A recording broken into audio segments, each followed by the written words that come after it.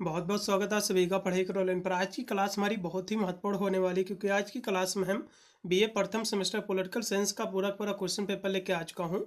ये आपका जो क्वेश्चन पेपर मैं आपको बता दूं, पिछले में 3 वर्षों में जितने भी विश्वविद्यालय थे यूपी के, जितने भी क्वेश्चन आपके रिपीट हुए हैं उन सभी क्वेश्चनों को उठाकर इस मॉडल पेपर में मैंने रखा हुआ है। क्वेश्चन पेपर में यदि आप मेरा ये कंप्लीट वीडियो देख लेते हो तो आपको इससे बाहर कोई भी अन्य आपको क्वेश्चन देखने की बिल्कुल भी आवश्यकता नहीं पड़ेगी। आपके पेपर में यही पूरे के पूरे क्वेश्चन आपके छपेंगे, इससे बाहर कोई भी क्वेश्चन आपके पेपर में जो है बनके नहीं आएगा।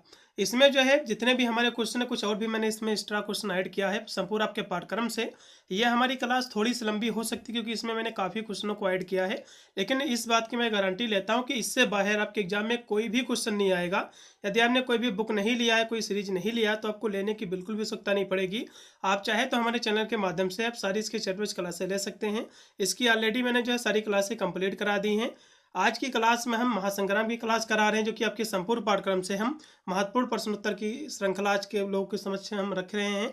सभी विद्यार्थी वीडियो को लाइक करके चैनल को भी सब्सक्राइब करेंगे क्योंकि मैं समय पर बीए की 8 सेमेस्टर के एग्जाम की तैयारी कराता हूं, जिसकी मदद से अपने एग्जाम में आप अच्छे नंबर प्राप्त कर सकते हैं। पेपर आपका है पॉलिटिकल साइंस का। पेपर के यहाँ से आपको नेम आपको देख लेना है। पेपर का आपका नेम है Indian national movement and constitution of India. Paper आपका नेम है। पेपर का आपका टाइटल है। यूपी के जितने भी विश्वविद्यालय हैं सभी का जो है सिलेबस सेम है, यही आपको पढ़ना है। यदि हम कुछ यूनिवर्सिटी की बात करें तो वीर बहादुर सिंह पूर्वांचल विश्वविद्यालय हो गया, बीयू झांसी, एमजी बेपी, एमजी पीआरयू बरेली, सीजीएमयू कानपुर हो गया, डॉक्टर राम मनोहर लोहिया, और भी हमारे बहुत सारे विश्वविद्यालय है, बलिया यूनिवर्सिटी हो गई। इन सभी का सिलेबस सेम है। डीबीआरयू आगरा विश्वविद्यालय, राजा महेंद्र प्रताप सिंह हो गई, महाराजा सहेलदेव यूनिवर्सिटी आजमगढ़, इन सभी का सिलेबस सेम है, यही आपको पढ़ना है। तो यदि आप मेरा एक कंप्लीट वीडियो देख लेते हो तो आपको जो है कोई भी आपके एग्जाम का क्वेश्चन नहीं बचेगा और पूरे के पूरे प्रश्नों को उत्तर जो है आप लिख के आओगे। तो चलेगा, हम सीधे प्रश्नों पर चर्चा कर ले रहे हैं। सभी विद्यार्थी जो है वीडियो को दोस्तों पास भी शेयर करेंगे, इससे सभी विद्यार्थी जो है इन सभी प्रश्नों को रट ले। ठीक है, सबसे पहले मैं सेक्शन ए के प्रश्नों पर चर्चा करूंगा। पेपर की हम बात करें तो पेपर आपका यही आएगा, इससे बाहर कोई भी आपका क्वेश्चन एग्जाम में नहीं बनेगा। पेपर आपका 3 खंडों में आपको विभक्त आएगा जो है बीए का।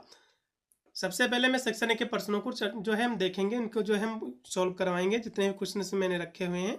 मैं आपको बता दूं, कुछ यूनिवर्सिटी में जो है इसमें 10 क्वेश्चन आते हैं, कुछ यूनिवर्सिटी में 5 ही क्वेश्चन आते हैं सेक्शन ए में। लेकिन इस सेक्शन ए की खासियत ये रहती है कि इसमें जितने भी क्वेश्चन आपके रहते हैं सभी के सभी क्वेश्चन आपको करना रहता है, कोई भी इसमें एक्स्ट्रा प्रश्न आपका जो है नहीं रहता है। ठीक है, चलेगा। इसमें 10 क्वेश्चन मैं आप लोग के समक्ष रख रहा हूँ। ठीक है, आपका सेक्शन ए, सेक्शन बी और सेक्शन सी, ये 3 जो है खंडों में पेपर आपका विभक्त आएगा। आपका इन्हीं से सॉल्व हो जाएगा। इससे बाहर आपको अन्य कोई भी पेपर में प्रश्न आपको नहीं मिलेगा देखने को।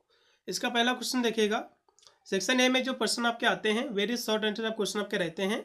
सभी प्रश्नों का उत्तर आपको जो है 50 वर्डों में आपको लिखना रहता है। ठीक है, संक्षिप्त में आपको लिखना रहता है। पहला इसमें जो क्वेश्चन है, भारत छोड़ो आंदोलन क्या है, क्विट इंडिया मूवमेंट क्या है, आपके एग्जाम में क्वेश्चन जो है बनेगा।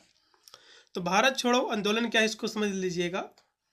तो भारत छोड़ो आंदोलन, जिससे जो है अगस्त क्रांति के नाम से भी जो है जाना जाता है। देखो, भारत छोड़ो जो आंदोलन है इसको अगस्त क्रांति के नाम से क्यों जाना जाता है, क्योंकि ये जो भारत छोड़ो आंदोलन है ये 8 अगस्त को हुआ था, मतलब ये 8 अगस्त को ही प्रारंभ किया गया था, इसीलिए इसको जो है अगस्त क्रांति के नाम से ही जाना जाता है।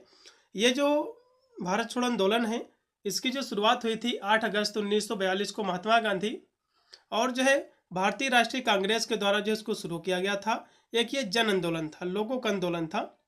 इसका जो मुख्य उद्देश्य था इस आंदोलन का वो था कि भारत में जो ब्रिटिश शासन है, जो ब्रिटिश लोग जो शासन करते हैं उसको तुरंत समाप्त करना था। और इसके लिए गांधी जी ने जो है करो या मरो का नारा भी जो है दिया था। मतलब जो है जो ब्रिटिश शासन था जो कि राज्य कर रहा था भारत पर, तो उसको समाप्त करने के लिए आंदोलन किया गया था। और गांधी जी ने जो है इसी आंदोलन में करो या मरो का नारा भी दिया था। और यह जो है आंदोलन भारत के स्वतंत्रता संग्राम में एक जो है निर्णायक मोड़ जो है साबित हुआ। ठीक है, तो इस तरह से इसके बारे में आपको लिखना है। चलेगा, अब हम यहाँ से इसके अगले क्वेश्चन की ओर हम बढ़ेंगे जो कि दिया हुआ है कि 1935 में जो भारत शासन अधिनियम की जो विशेषता क्या है। क्वेश्चन आपके एग्जाम में फंसेगा। पहली बात तो 1935 ये जो है अधिनियम है क्या। ठीक है, भारत शासन अधिनियम, इसको हम समझेंगे, फिर इसकी जो मुख्य विशेषता है उस पर हम चर्चा करेंगे। फिर हमारा नेक्स्ट क्वेश्चन जो रहेगा संवैधानिक उपचार का जो अधिकार क्या है, क्वेश्चन महत्वपूर्ण है। फिर है जो है मौलिक कर्तव्य क्या है। इसमें के जितने भी क्वेश्चन हैं, ठीक है। आप चाहे तो यदि आपके पास बुक है, सीरीज है, तो आप सीरीज लगा सकते हैं टिक वगैरह, लेकिन जितने भी मैं क्वेश्चनों इसमें रखा हुआ है, जितने भी इसमें आंसर मैंने ऐड किया है, इतने सरल शब्दों में आपको आंसर कहीं पर भी जो है नहीं मिलेगा। अगला भी क्वेश्चन देखिएगा, भारतीय संविधान के जो मुख्य स्रोत क्या है, इनका भी आपको जो उल्लेख करना है। तो चलेगा, हम एक एक क्वेश्चन करके हम सारे क्वेश्चन कराए दे रहे हैं आपको। सबसे पहले हम भारत सरकार अधिनियम जो कि 1935 है क्या, इसको समझ लीजिएगा सबसे पहले। तो भारत सरकार अधिनियम 1935 जो है अंग्रेज के द्वारा एक लागू किया गया एक ऐतिहासिक संवैधानिक सुधार था, जिसका उद्देश्य जो है भारतीय प्रांतों को अधिक स्वायत्तता प्रदान करना था और एक जो है संघीय ढांचा स्थापित करना था। मतलब जो है भारत सरकार अधिनियम जो कि 1935 है, ये अंग्रेजों के द्वारा लागू किया गया एक ऐतिहासिक संवैधानिक क्या था, ये सुधार था एक। ठीक है, इसका उद्देश्य था कि जो भारतीय जो प्रांत हैं उसको अधिक जो है स्वतंत्रता प्रदान करना और एक जो है संघीय ढांचा जो है स्थापित करना, इसका जो उद्देश्य था। या भारत में स्वशासन मतलब स्वयं के शासन की दिशा में एक महत्वपूर्ण जो कदम था। मतलब ये जो अधिनियम था अंग्रेजों के द्वारा लागू किया गया था और भारतीय प्रांत हैं, ठीक है, उसको जो है अधिक स्वायत्तता प्रदान करना इसका मुख्य उद्देश्य था। या भारत में स्वशासन मतलब जो है लोगों को जो है स्वयं का शासन की दिशा में एक महत्वपूर्ण कह सकते हो एक कदम था ये। हालांकि इसने जो है ब्रिटिश अधिकारियों के जो है हाथों में काफ़ी जो है हद तक जो है नियंत्रण जो है बनाए रखा था। मतलब जो है इसका उद्देश्य तो भारतीय लोगों के लिए स्वशासन था, लेकिन इसमें जो इसके अधिकारी थे, ठीक है, वे अधिकतर जो है जो इनकी शक्तियाँ थी वे सभी क्या थी, ब्रिटिश जो है अधिकारियों के पास थी। फिर हम यहाँ से इसकी जो कि विशेषताएं हैं भारत सरकार अधिनियम जो कि 1935 की, इसकी हम विशेषताओं को समझेंगे। एक एक क्वेश्चन को आपको समझ लेना है, आपको रट्टा मारने की बिल्कुल भी आपको आवश्यकता नहीं है। तो इसकी विशेषता क्या है, तो संविधान का सबसे बड़ा यह अधिनियम था। यह जो है ब्रिटिश भारत का सबसे बड़ा और व्यापक जो है संविधान था। उसके बाद इसकी अगली विशेषता है संघीय ढांचा। तो इस अधिनियम ने भारत में संघीय प्रणाली की शुरुआत की, जिससे जो केंद्र और राज्यों के बीच जो शक्तियाँ हैं उसका बंटवारा जो है किया गया। उसके बाद जो इसकी अगली विशेषता है दो स्तरीय जो है सरकार। मतलब जो है एक केंद्र और प्रांतों में दो स्तर की सरकारें जो है स्थापित की गई थी, ये भी इसकी विशेषता है। फिर है प्रांतीय स्वशासन, मतलब प्रांतों को सीमित स्वशासन जो है दिया गया था, जिसमें प्रांतीय जो है विधानसभाएं कार्यपालिका भी जो इसमें जो है शामिल थी। फिर इसकी अगली विशेषता है कि विभाजन। तो विभाजन जो कि केंद्र और प्रांतों के बीच जो शक्तियाँ थी उसका बंटवारा किया गया था, उसका विभाजन किया गया था। फिर अगली इसकी जो विशेषता है विधानमंडल। तो केंद्र में द्विसदनीय जो विधानमंडल, जिसमें लोकसभा राज्यसभा की स्थापना जो की गई थी। तो ये थी इसकी विशेषता। और भी कुछ विशेषताएं जैसे कि वोटिंग प्रणाली, तो इसमें जो है सीमित मताधिकार प्रणाली जो इसमें लागू की गई थी। फिर है न्यायपालिका, ये भी इसकी विशेषता है। तो इसमें जो स्वतंत्र न्यायपालिका की स्थापना भी जो है की गई थी। फिर अगली इसकी विशेषता है कि सशक्त जो है गवर्नर। तो प्रांतों में गवर्नर को जो है जो गवर्नर था उसको विशेष जो है शक्तियाँ जो है दी गई थी, जो ब्रिटिश सरकार के प्रतिनिधित्व थे, ठीक है, क्या थे, प्रतिनिधित्व थे, उनको जो विशेष शक्तियाँ जो है प्रदान की गई थी।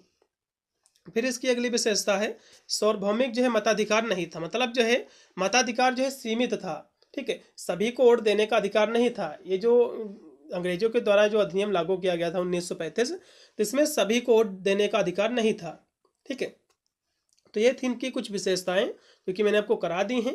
अब विशेषताएं पूछेगा भारत सरकार अधिनियम है क्या, तो ये सब मैंने जो कि करा दिया है क्वेश्चन के माध्यम से। हर एक क्वेश्चन को हम बारीकी से लेके चलेंगे, कोई भी बिंदु को हम छूटने नहीं देंगे।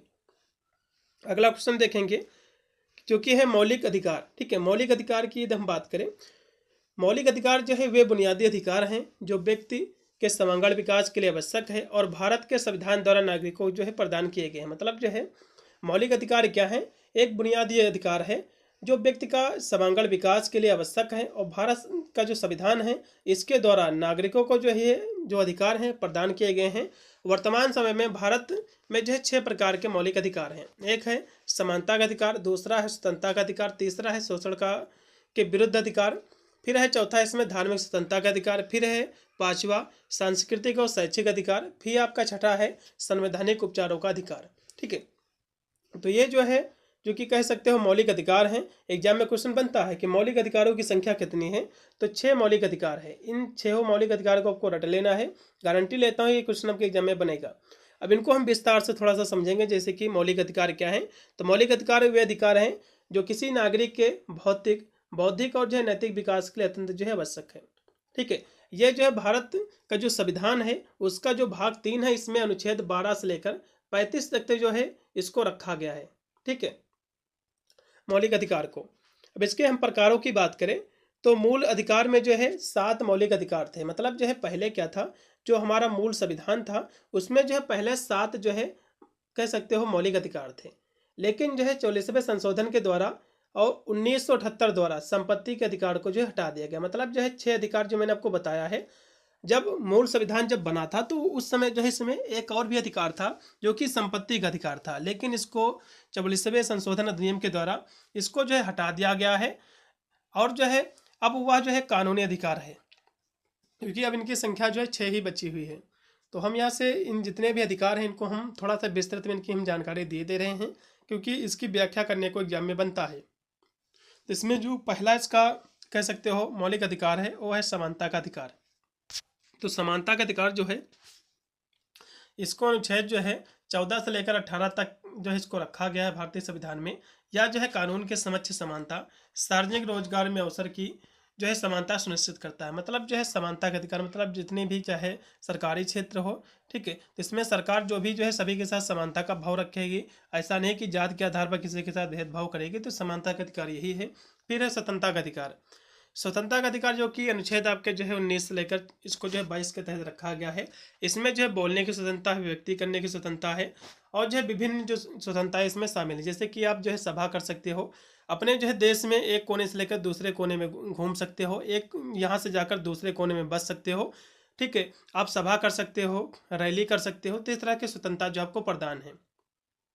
फिर है शोषण के विरुद्ध अधिकार। ठीक है, तो इसको जो है अनुच्छेद 23 से लेकर 24 के तहत इसको रखा गया है। या जो है मानव तस्करी और जो जबरन जो श्रम है उसको जो है प्रतिबंधित करता है। मतलब जो है शोषण के विरुद्ध जो अधिकार है, जिससे कि मानव की तस्करी करना, लड़कियों की तस्करी करना, और जो जबरन जो श्रम होता है, जैसे कि कुछ जो बालक होते हैं या फिर जो है कुछ लड़कियां होती है जिसकी उम्र 18 साल नहीं होती है, उससे जो है जबरन काम करवाना, उसको जो है कारखानों में भेजना। तो ये जो है जो श्रम है इस पर जो है प्रतिबंध इस पर लगाता है ये अधिकार। और जो है 14 वर्ष से कम उम्र के बच्चे को जो है खतरनाक नौकरी में जो है लगने से जो है रोकता है। ठीक है, तो इस तरह से इसके बारे में आपको लिखना है। फिर है धार्मिक स्वतंत्रता का अधिकार। तो इसको जो है अनुच्छेद 25 से लेकर 28 के तहत जो इसको रखा गया है।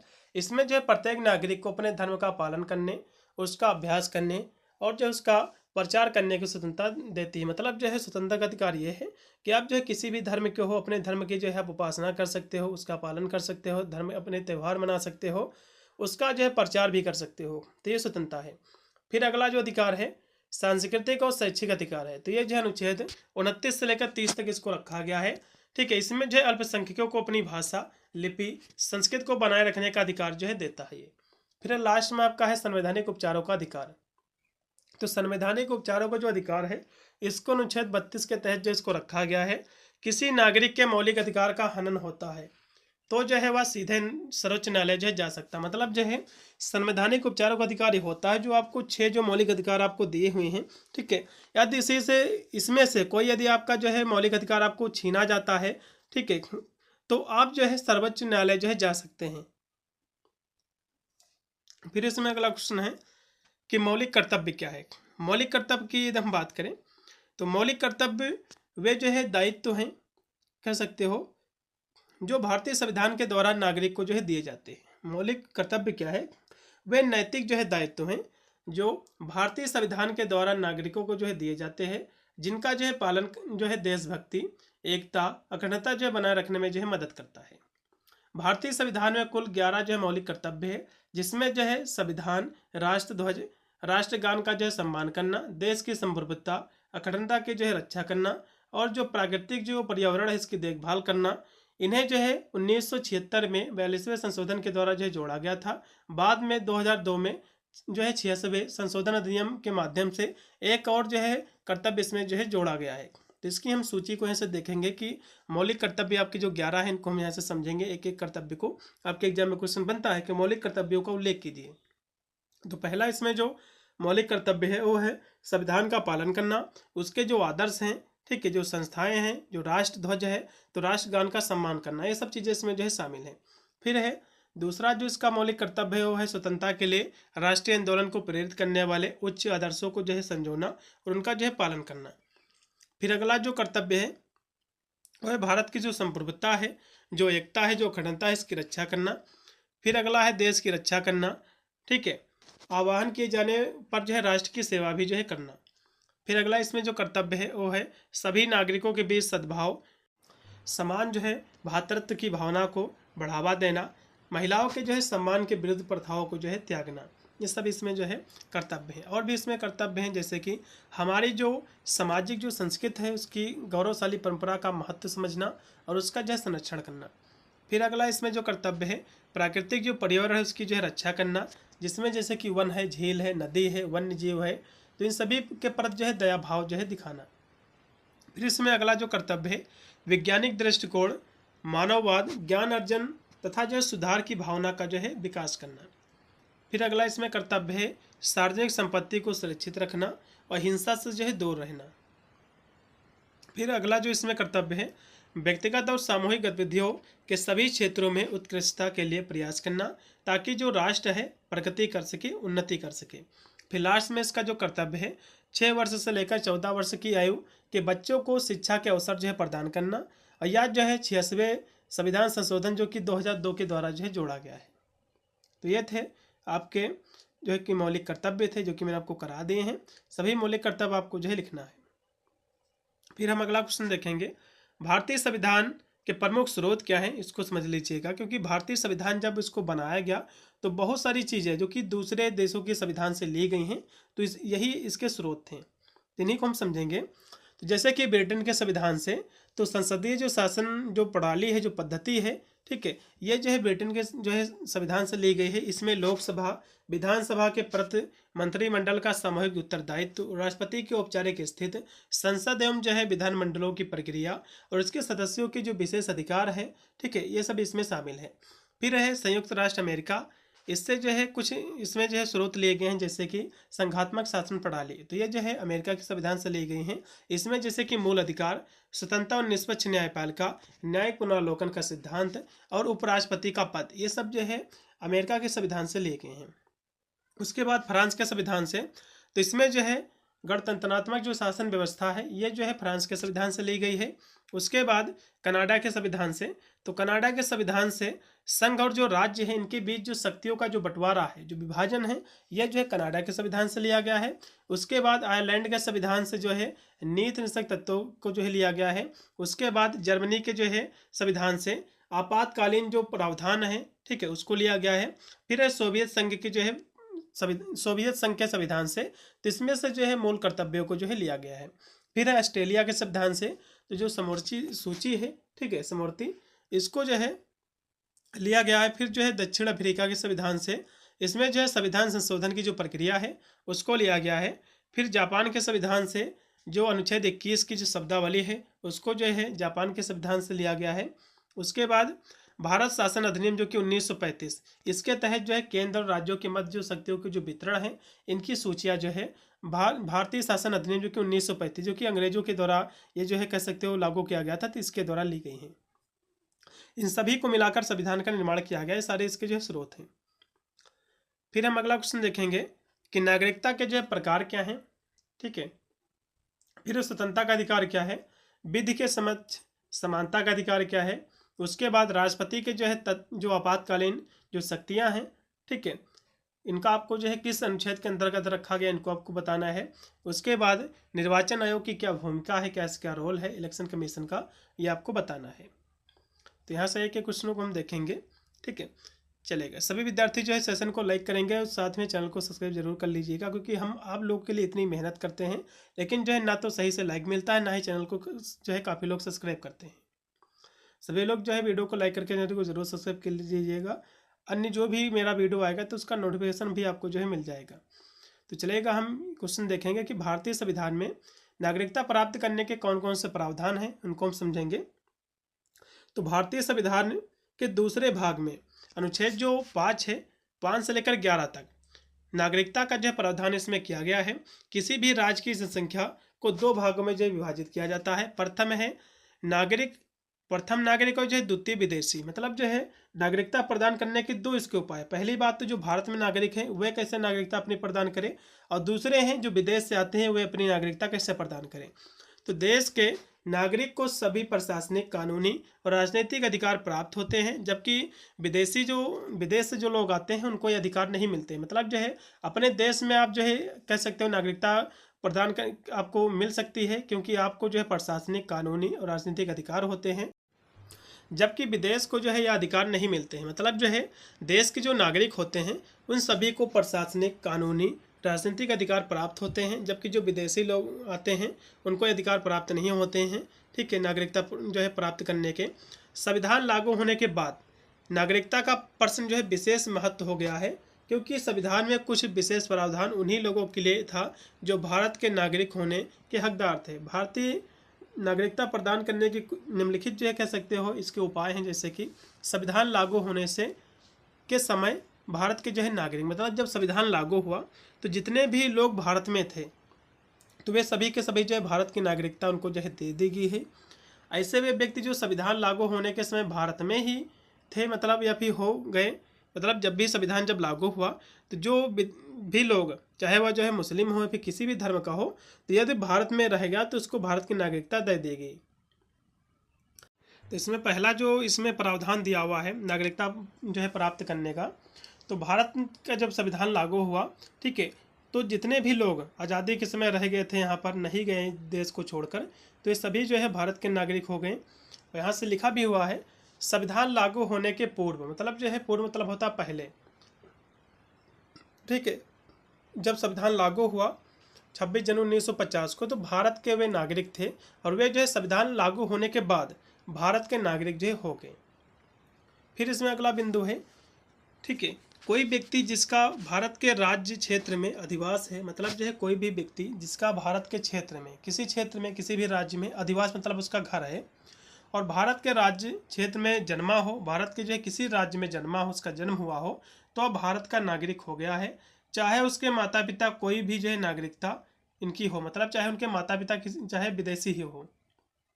फिर इसका अगला बिंदु है भारत के राज्य क्षेत्र में अधिवास करने वाला कोई भी व्यक्ति, मतलब जो भारत के क्षेत्र में रहने वाला कोई भी व्यक्ति जिनके माता पिता, ठीक है, माता पिता से कोई भारत के राज्य क्षेत्र में जो है जन्म लिया था और उनके माता पिता के राष्ट्रीयता कुछ भी हो, तो वह जो है भारत का नागरिक ही होगा। उसके बाद अगला बिंदु है किसी व्यक्ति के माता पिता या उससे किसी भी एक का जो है जन्म भारत में हुआ हो, तो उनकी सत्ताने सत्ता जो है भारत के नागरिक होंगे। मतलब जो है मान लो माता पिता जो है इनमें से कोई एक लोग, चाहे माता भारत की हो या फिर पिता भारत के हो, तो उससे जन्मी जो भी संतानें होगी भारत की ही जो है उनको कह सकते हो कहलाएंगी वे। उसके बाद यदि जो है संविधान लागू होने के ठीक पूर्व, मतलब जो है पूर्व मतलब होता है पहले 5 वर्ष की अवधि के लिए मामूली रूप में उनके माता पिता भारत के जो है निवास जो है किए हों, तब भी उनको जो है भारत की नागरिकता जो है नागरिक ही कहा जाएगा। उसके बाद पाकिस्तान से भारत आने वाले जो व्यक्ति थे, ठीक है, भारत का नागरिक होगा, परंतु जब माता माह या जो है माता मही, मतलब जो है जब माता पिता में से जो है कोई भारतीय शासन अधिनियम 1935 में परिभाषित भारत में जो है जन्मा हो।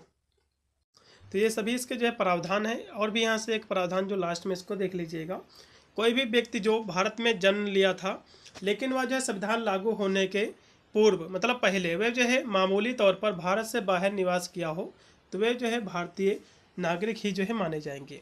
तो ये थे प्रावधान थे जो कि जो है जब संविधान लागू होने से पूर्व उसके बाद का है। अब उस जो विदेशी लोगों के लिए क्या प्रावधान इसको समझ लीजिएगा।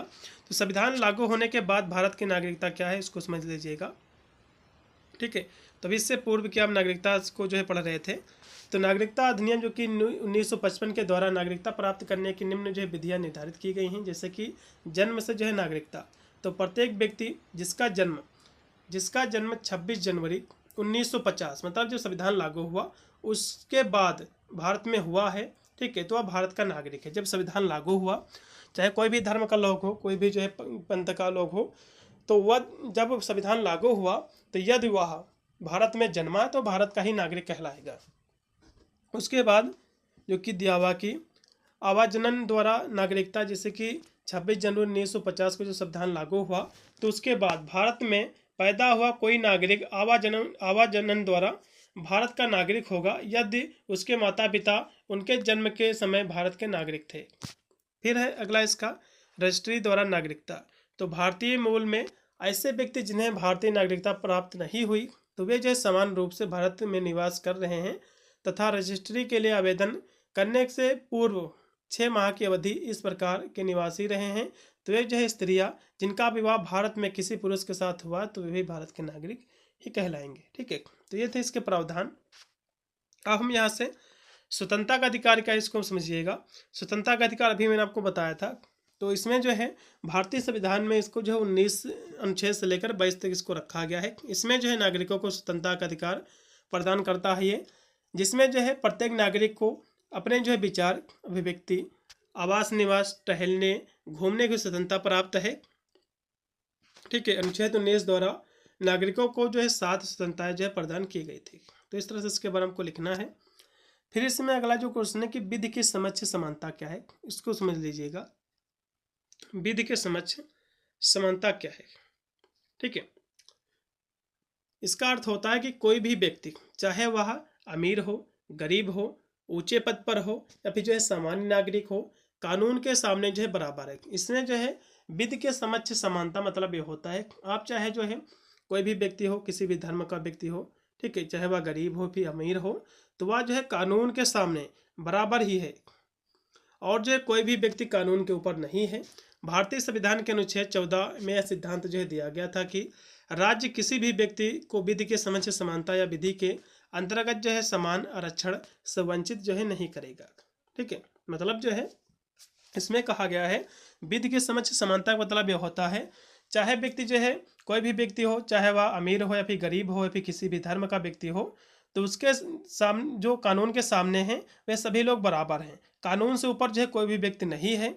ठीक है, और कानून भी जो है इन सभी के लोगों के साथ जो है कह सकते हो जो इनका जो समान आरक्षण है इनसे जो वंचित नहीं करेगा। तो इस तरह से इसके बारे में हमको लिखना है। फिर इसमें अगला क्वेश्चन है राष्ट्रपति की आपातकालीन जो शक्तियां हैं इनके अनुच्छेद क्या है, इसको समझिएगा। तो राष्ट्रीय आपातकालीन जो कि अनुच्छेद 352 के तहत लागू होता है। राष्ट्रीय आपातकालीन मतलब संपूर्ण राष्ट्र में। फिर है राज्य में राष्ट्रपति शासक, जब मान लो राज्य का जो मुख्यमंत्री होता है जब वहाँ की शासन प्रणाली नहीं संभाल पाता है, तो 356 के तहत जो राष्ट्रपति होगा वहाँ पर सारी जो शक्तियाँ हैं मुख्यमंत्री की अपने अधीन कर लेगा और वहाँ पर राष्ट्रपति शासन लागू कर सकता है। फिर है वित्तीय जो है आपातकाल, जो कि अनुच्छेद 360 के तहत इसको रखा गया। तो 3 शक्तियाँ इसको प्रदान है राष्ट्रपति को, इनके बारे में समझेंगे। उदाहरण के लिए जैसे कि अनुच्छेद जो है 352 के तहत भारत चीन के जो युद्ध हुआ था उसके समय, ये जो युद्ध हुआ था 1962 में, तो राष्ट्रीय आपातकालीन जो है घोषित किया गया था। और अनुच्छेद जो है 356 है, इसके तहत अक्सर जो है राज्यों की जो सरकारें हैं जब काम नहीं कर पाती हैं, राज्य की जो सरकारें होती हैं मतलब मुख्यमंत्री जब वहाँ पर जो है राज्य में कार्य नहीं कर पाती हैं, तो जो राष्ट्रपति होगा तो वहाँ पर जो राष्ट्रपति रहेगा, ठीक है, राष्ट्रपति मुख्यमंत्री को जो है वहाँ से बर्खास्त दे सकता है, इस्तीफा दे सकता है। वहाँ पर सारी जो शक्तियाँ हैं मुख्यमंत्री की और जो है अपने हाथ में लेकर वहाँ पर राष्ट्रपति शासन लागू कर सकता है। फिर है जैसे कि यहाँ से 2005 में अनुच्छेद 356 के तहत बिहार में इसको जो है लागू किया गया था। तो इन सभी को हम विस्तार से थोड़ा सा समझेंगे। जैसे कि जो 300 आपका जो है 52 है जिसको हम राष्ट्रीय आपातकाल कहते हैं, इसको समझ लीजिएगा। जैसे कि राष्ट्रपति युद्ध, बाहरी आक्रमण या फिर जो सशक्त विद्रोह के कारण देश की सुरक्षा खतरे में होने के पर पूरे देश या जो है उसके कुछ हिस्से में राष्ट्रीय आपातकाल की घोषणा कर सकता है। मतलब जो है राष्ट्रपति जो है मान लो किसी युद्ध दूसरे देश से युद्ध होने लगे, ठीक है, या फिर बाहरी कोई आक्रमण है या फिर सशक्त विद्रोह है, देश के अंदर ही कोई विद्रोह होने लगा, तो इस तरह के खतरे से, ठीक है, इस तरह के खतरे से जो है होने के कारण जो राष्ट्रपति होगा जो है संपूर्ण देश में या फिर जो है किसी देश के एक हिस्से में जहाँ पर जो है विद्रोह हो रहा है, यहाँ पर खतरा है, तो वहाँ पर जो राष्ट्रपति होगा आपातकालीन की घोषणा जो है कर सकता है। फिर जैसे कि फॉर एग्जाम्पल 1962 में भारत चीन के युद्ध के दौरान, ठीक है, इस अनुच्छेद का जो उपयोग करके राष्ट्रीय आपातकालीन जो घोषित किया गया था। ठीक है, ये 1962 की घटना का एक उदाहरण है। उसके बाद 356 क्या है, इसको हम राज्य में राष्ट्रपति शासन लागू करना है।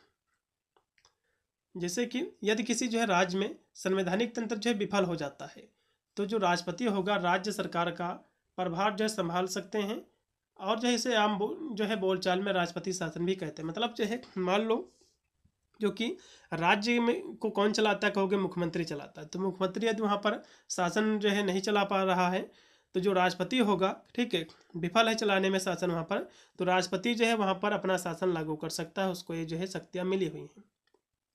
जैसे कि 2005 में बिहार में गठबंधन सरकार के टूटने के बाद अनुच्छेद जो है 356 लागू किया गया था। अब जो है राज्य में अस्थिरता थी, यह जो एक उदाहरण है, ठीक है। फिर है अनुच्छेद जो है 360 जो कि वित्तीय आपातकाल। यदि जो है राष्ट्रपति को यह विश्वास हो जाए कि देश की जो वित्तीय स्थिरता है, ठीक है, उसको जो है खतरा है, तो वे जो है वित्तीय आपातकाल की जो है घोषणा कर सकता है। उदाहरण के लिए जैसे कि अब तक जो है इस अनुच्छेद का प्रयोग नहीं किया गया है, लेकिन भारत की वित्तीय स्थिरता के लिए ये जो संभावित उपाय है। तो ये थे कुछ प्रावधान, इनकी शक्तियाँ थी राष्ट्रपति की, जो कि मैंने आपको करा दी हैं। फिर है निर्वाचन आयोग क्या है, इसको समझिएगा। तो संविधान के जो अनुच्छेद है 324, इसमें जो है निर्वाचन आयोग की व्यवस्था की गई है, और इसमें जो है जिसका कार्य होता है निर्वाचन संबंधी होता है, मतलब जो है निर्वाचन संबंधित का कार्य होता है निर्वाचन आयोग का, जो कि 324 अनुच्छेद के तहत इसको रखा गया है। इसमें जो है मुख्य निर्वाचन आयुक्त तथा जो है 2 अन्य आयुक्त होते हैं। सभी विषयों पर जो है निर्णय बहुमत से लिया जाता है। निर्वाचन आयोग द्वारा निम्न कार्य जो किए जाते हैं। निर्वाचन आयोग का कार्य क्या है, एग्जाम में क्वेश्चन बनता है।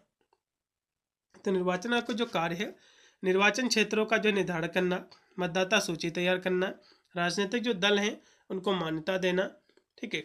उसके बाद है राजनीतिक दलों को जो चुनाव चिन्ह उनका है, ठीक है, उसको आवंटन करना, और दलों की जो है मान्यता समाप्त करना, राजनीतिक दलों के जो चुनाव चिन्ह को जो है जब्त करना, चुनाव चिन्ह देना, फिर जब्त करना, सभी जो है इनके कार्य हैं। और दलों के लिए आचार संहिता लागू करना, चुनाव प्रचार के लिए जो है नियम बनाना, किसी दल के विभाजन पर जो है निर्णय लेना, तो ये सभी क्या है चुनाव आयोग के कार्य हैं। तो इस तरह से इसके बारे में आपको लिखना है। अब यहाँ से आपका सेक्शन आपका बी स्टार्ट हो गया है। इसमें टोटल आपके जो है 7 आपके क्वेश्चन आपके रहते हैं, जो कि 5 ही क्वेश्चनों को जो है उत्तर आपको देना पड़ता है। सेक्शन बी व सी काफ़ी आपके अच्छे रहते हैं, क्योंकि इसमें इस तरह आपके क्वेश्चन जो कि रहते हैं, जो आपको पता होंगे वही आपको कर लेना। वैसे तो यदि आप मेरा कंप्लीट वीडियो देख लोगे तो कोई भी क्वेश्चन आपका बचेगा नहीं, पूरे के पूरे जो क्वेश्चनों को आप सॉल्व करके आओगे। चलेगा, जिसमें पहला जो क्वेश्चन आपका दिया हुआ है कि भारतीय राष्ट्रीय कांग्रेस की उत्पत्ति, इसके कारणों की आपको विवेचना करना है। फिर है स्वदेशी आंदोलन के महत्व क्या है। फिर है भारतीय जो संविधान हमारा है इसकी विशेषताएं क्या है। तो हम सभी क्वेश्चनों को देखेंगे। सबसे पहले इसका जो है इंडियन नेशनल कांग्रेस है, इसकी स्थापना कैसे हुई है, कब हुई है। तो भारतीय राष्ट्रीय कांग्रेस की स्थापना 1885 में एक राष्ट्रीय राजनीतिक संगठन में हुई थी, जिसका उद्देश्य था ब्रिटिश औपनिवेशिक शासन के खिलाफ भारतीयों को एकजुट करना। मतलब जो है इसका उद्देश्य क्या था, भारतीय राष्ट्रीय कांग्रेस की जो पार्टी का गठन किया गया है, इसका जो गठन हुआ था, इसका जो स्थापना हुई थी, इसकी 1885 में इसकी स्थापना हुई थी। इसका उद्देश्य था जो ब्रिटिश जो शासन था, ठीक है, उसके खिलाफ जो भारतीय थे उनको एकजुट करना था, ताकि जो ब्रिटिश शासन है, जो अंग्रेज, इनको भगाया जा सके। यह जो है राजनीतिक जागरूकता को जो है बढ़ावा देने और भारत में स्वतंत्रता आंदोलन की स्मृति को एक महत्वपूर्ण मंच ये जो है बन गया था।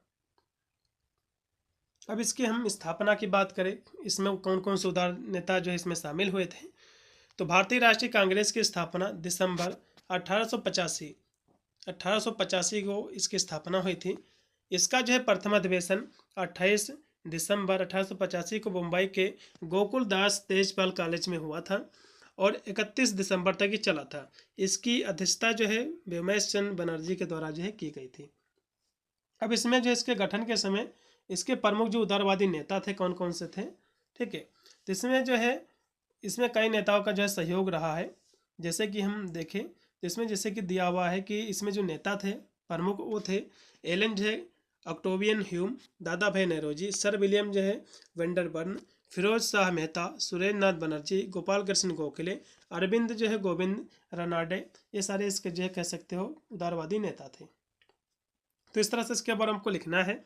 फिर इसमें अगला क्वेश्चन है स्वदेशी आंदोलन क्या है। स्वदेशी, स्वदेशी जैसे कि शब्द से स्पष्ट हो जाता है, स्वदेशी मतलब होता है अपने देश का, ठीक है। स्वदेशी आंदोलन क्या है उसको समझिएगा। तो स्वदेशी आंदोलन जो 1905 में बंगाल विभाजन के विरोध में जो हुआ था, एक जो है राष्ट्रवादी आंदोलन है। ठीक है, स्वदेशी आंदोलन कब हुआ था? स्वदेशी आंदोलन 1905 में बंगाल विभाजन के विद्रोह में इसके विरोध में आंदोलन हुआ था। एक जो है राष्ट्रवादी आंदोलन था। इसका उद्देश्य था जो ब्रिटिश जो वस्तुएं थे, जो ब्रिटिश अंग्रेजों की जो वस्तुएं था, उसका बहिष्कार करना था और भारत में जो वस्तुएं थी, जो निर्मित वस्तुएं थी, उनका उपयोग करना था। ठीक है, तो इसका उद्देश्य क्या था? ब्रिटिश वस्तुओं का जो है बहिष्कार करना था, भारत में निर्मित वस्तुओं को जो है बढ़ावा देना था। इस आंदोलन का महत्व यह था कि इसने जो है ब्रिटिश आर्थिक शोषण को चुनौती दी, स्वदेशी उद्योगों को जो है बढ़ावा दिया और भारतीय स्वतंत्रता संग्राम के लिए राष्ट्रीय एकता, जागरूकता और आत्मनिर्भर की भावना भी जो है पैदा की। मतलब जो है स्वदेशी आंदोलन क्या है? स्वदेशी आंदोलन जो है ये जो 1905 में एक आंदोलन हुआ था, गांधी के द्वारा किया गया था। इसमें जो विदेशी जो वस्तुएं थी, ठीक है, जो ब्रिटिश लोगों की जो वस्तुएं थी, उसको जो है बहिष्कार करना था और अपने देश की जो वस्तुएं थी उनका उपयोग करना था और जो उद्योग धंधे थे उनको बढ़ावा देना था। इस तरह से आपको लिखना है। अब स्वदेशी आंदोलन के क्या महत्व है, एग्जाम में क्वेश्चन बनता है। तो इसके बहुत सारे महत्व, जैसे कि राष्ट्रीय एकता और जो है चेतना। तो इस आंदोलन ने विभिन्न जो है पृष्ठभूमि के लोगों को एक साथ लाने और राष्ट्रवाद की भावना को मजबूत करने में महत्वपूर्ण भूमिका जो है निभाई। मतलब जो ये आंदोलन का जो महत्व था, इसका मेन उद्देश्य था कि जो भारतीय थे उनको एकजुट करना था। ठीक है, उसके बाद आर्थिक जो है आत्मनिर्भरता, इसका उद्देश्य जो है आत्मनिर्भर को बढ़ावा देना था। ब्रिटिश सामानों को जो है बहिष्कार करके देश के आर्थिक शोषण को जो है चुनौती देना था। इससे स्वदेशी उद्योग जैसे कि जो है हथकरघा, वस्तु, अन्य जो कुटीर उद्योग थे उसको जो है प्रोत्साहन जो है मिला। मतलब जो है इसमें जो है इसका जो उद्देश्य था आर्थिक आत्मनिर्भरता। मतलब जो है जाहिर सी बात, जब भारत के लोग, भारत के कह सकते हो नागरिक, जब किसी जो है सामान को बनाने लगेंगे तो भारत का जो है आत्मनिर्भर हो जाएगा। भारत के जो नागरिक हैं आत्मनिर्भर हो जाएंगे, दूसरे के ऊपर डिपेंड नहीं रहेंगे। और इसका मेन उद्देश्य यही था कि जो ब्रिटिश की वस्तुएं थी, जो अंग्रेजों की वस्तुएं हैं बाहर की, उनका विरोध करना था, उसका बहिष्कार करना था और अपने जो है देश की बनी वस्तुएं उनका उपयोग करना था और अपने देश की वस्तुओं को जो है बनाने पर जो है फोकस करना था, उसके उद्योग धंधे को जो है बढ़ावा देना था। उसके बाद अगला जो इसका उद्देश्य है आर्थिक जो है आत्मनिर्भरता। ठीक है, तो ये तो हो गया। उसके बाद आपका है कि स्वतंत्रता संग्राम में जो है भागीदारी। तो यह जो है आंदोलन महिलाओं सहित समाज में जो है बड़े वर्ग को स्वतंत्रता संग्राम के लिए सक्रिय रूप में जो है भाग लेने के लिए प्रोत्साहित करने का एक मंच जो है बन गया। फिर है राजनीतिक जो है जागृति। तो ये जो आंदोलन था इसने जो है लोगों को राजनीतिक रूप से जागरूक किया और आधुनिक राष्ट्रवाद राजनीति में इनकी भागीदारी को भी जो है बढ़ाया। उसके बाद आगे के जो है आंदोलनों की जो है नींव। तो स्वदेशी आंदोलन के दौरान विकसित असहयोग और निष्क्रिय प्रतिरोध के विचार बाद में महात्मा गांधी के आंदोलन का जो है आधार बने। अगला भी महत्व है कि सांस्कृतिक पुनरुत्थान। तो आंदोलन ने जो है कला साहित्य के क्षेत्र में भी जो है योगदान दिया, जिससे भारतीय जो संस्कृति है और जो राष्ट्र का जो गौरव है उसको जो है बढ़ावा मिला। तो इस तरह से इसके बारे में आपको लिखना है, इसके महत्व वगैरह को। फिर हम अगला क्वेश्चन देखेंगे, भारतीय संविधान की क्या विशेषता है और जो है राज्य के नीति निषेध तत्व क्या हैं। उसके बाद है कि लोकसभा के विधायी शक्तियों की जो है व्याख्या करना है। सारे के सारे मोस्ट वांटेड आपके क्वेश्चन हैं। ये हम महासंग्राम क्लास के माध्यम से इंपॉर्टेंट क्वेश्चन आंसर करा रहे हैं आप लोग के समझ से, संपूर्ण पाठ्यक्रम से। इससे बाहर किसी भी यूनिवर्सिटी में कोई भी क्वेश्चन नहीं छपेगा, सभी क्वेश्चन इसी से आपके आएंगे, यही क्वेश्चन आपके बनेंगे। तो वीडियो को कंप्लीट देख लेना, चाहे इसको डाउनलोड कर लेना, लेकिन सभी क्वेश्चनों को जरूर आपको रट के जाना है। ज़्यादा लंबी क्लास नहीं रहेगी, 1 घंटा करीब हमारी क्लास रहेगी। आप चाहे तो 1 घंटे का समय निकाल के एक बार पढ़ लोगे तो आप पूरा का पूरा पेपर सॉल्व करके आओगे, एक भी क्वेश्चन आपका नहीं बचेगा। तो चलेगा, सबसे पहले हम संविधान की विशेषता समझेंगे। उससे पहले संविधान क्या है, भारतीय संविधान है क्या, इसकी प्रस्तावना में क्या कहा गया है, इसको हम समझ लेते हैं। तो भारतीय संविधान की जो प्रस्तावना है, ठीक है, इसमें कहा गया है कि भारत एक लोकतंत्र, गणतंत्र, संप्रभु, समाजवादी धर्मनिरपेक्ष जो है राज्य है। समाजवादी धर्मनिरपेक्षता को 1976 में 42वें जो है संवैधानिक संशोधन के द्वारा जो है जोड़ा गया। अर्थात भारत में जनता के द्वारा जो है सरकार चुनी जाएगी और राष्ट्रपति जो होगा एक निश्चित अवधि के लिए होगा और आंतरिक और जो बाह्य मामले में भारत जो स्वतंत्र रहेगा और सभी के साथ जो है व्यवहार, सभी के साथ समान व्यवहार और धार्मिक स्वतंत्रता होगी। मतलब जो है भारतीय संविधान की जो प्रस्तावना है इसमें कहा गया है कि भारत एक जो है लोकतांत्रिक, गणराज्य, संप्रभुत्व, समाजवादी धर्मनिरपेक्ष जो है राज्य है। इसमें जो समाजवादी जो धर्मनिरपेक्षता जो शब्द है इसको 1976 में, ठीक है, 42वें संवैधानिक संशोधन के द्वारा जोड़ा गया है। भारत में जो सरकारें होंगी वो जनता के द्वारा चुनी जाएंगी, और जो है जो राष्ट्रपति होगा उसके कह सकते हो कि लिमिट में होगा, एक निश्चित अवधि होगा। जैसे कि मुख्यमंत्री 5 साल के लिए होता है, उससे बगैर वो भी उसकी एक अवधि के लिए होगा, हमेशा के लिए वही नहीं रहेगा। और आंतरिक और बाह्य मामलों में, ठीक है, भारत जो होगा स्वतंत्र रहेगा। और जो है संविधान जो है सभी को जो है समान व्यवहार और धार्मिक स्वतंत्रता जो है देता है। भारतीय संविधान में ये कहा गया है सभी को जो है समान जो है व्यवहार मिलेगा, धार्मिक स्वतंत्रता मिलेगी, किसी के साथ जो है भेदभाव नहीं किया जाएगा। अब हम यहाँ से इसकी जो विशेषता इसको समझ लीजिएगा। तो पहली बात तो लिखित और जो है निर्मित संविधान, और जो है सबसे व्यापक संविधान कह सकते हो, क्योंकि ये जो है भारत का जो संविधान है सभी दुनिया के जितने भी देश हैं सभी देशों से बड़ा, सबसे बड़ा संविधान है। और ये जो है लिखित और निर्मित संविधान है। संघात्मक शासन ये भी इसकी विशेषता है, और जो है सदनात्मक शासन ये भी इसकी विशेषता। विश्व का सबसे व्यापक संविधान, मतलब विश्व में सबसे बड़ा संविधान है ये। और न्यायपालिका की स्वतंत्रता भी जो है संविधान में है। इसमें मूल कर्तव्य, मौलिक कर्तव्य भी सभी इसमें रखा गया है, और निश्चित तत्वों की व्यवस्था इसमें है, और धर्मनिरपेक्ष राज्य की भी जो है इसको जो है जोड़ा गया है। तो ये थी इसकी विशेषता। अब बनाकर भी लिख सकते हो, कोई भी दिक्कत नहीं है। फिर से मैं अगला क्वेश्चन है कि लोकसभा के गठन, उसके अधिकारों का आपको वर्णन करना है। तो लोकसभा की क्या शक्तियाँ है, इनकी क्या योग्यता है, हम सबको विस्तार में हम करा देंगे, जिससे कोई भी दिक्कत आपको नहीं होगी। तो लोकसभा जो है भारतीय संसद का प्रथम एवं जो है निम्न सदन है, ठीक है। लोकसभा क्या है? लोकसभा भारतीय संसद का प्रथम एवं जो है निम्न सदन है। इसे जो है लोकप्रिय सदन भी जो है कहा जाता है, क्योंकि इसके सदस्यों का चुनाव जो है जनता के द्वारा प्रत्यक्ष रूप में जो है किया जाता है।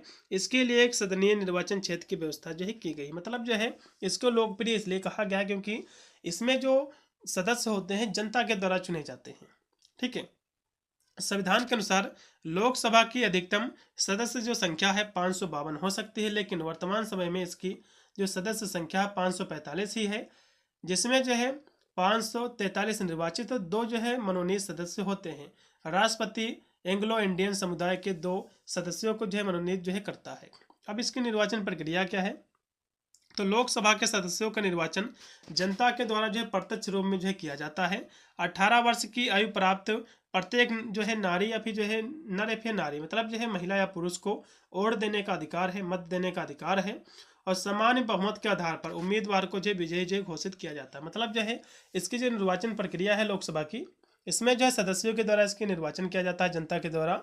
भारत में जिसकी भी उम्र 18 साल पूर्व हो गई है, चाहे वो महिला हो फिर पुरुष हो, तो उसको मत देने का अधिकार है, वोट देने का अधिकार है। तो जिसके पक्ष में बहुमत होगा, अधिक वोटें मिलेंगे, तो उसको जो है विजय घोषित कर दिया जाता है।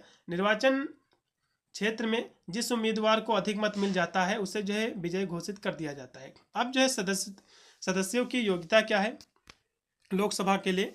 लोकसभा मनोनीत होने के लिए इनकी योग्यता क्या होती है इसको समझ लीजिएगा। पहली बात तो वह भारत का नागरिक हो, वह जो है 35 वर्ष की आयु जो है पूरी कर चुका हो, वह जो है किसी लाभ के पद पर ना हो, जो है न्यायालय द्वारा अपराधी जो है घोषित ना किया गया, मतलब जो है कभी जो है कोई जो है न्यायालय के द्वारा उसको ऊपर अपराध ना लगा हो, और जो है किसी संसदीय निर्वाचन क्षेत्र में मतदाता सूची में उसका नाम जो है आवश्यक हो।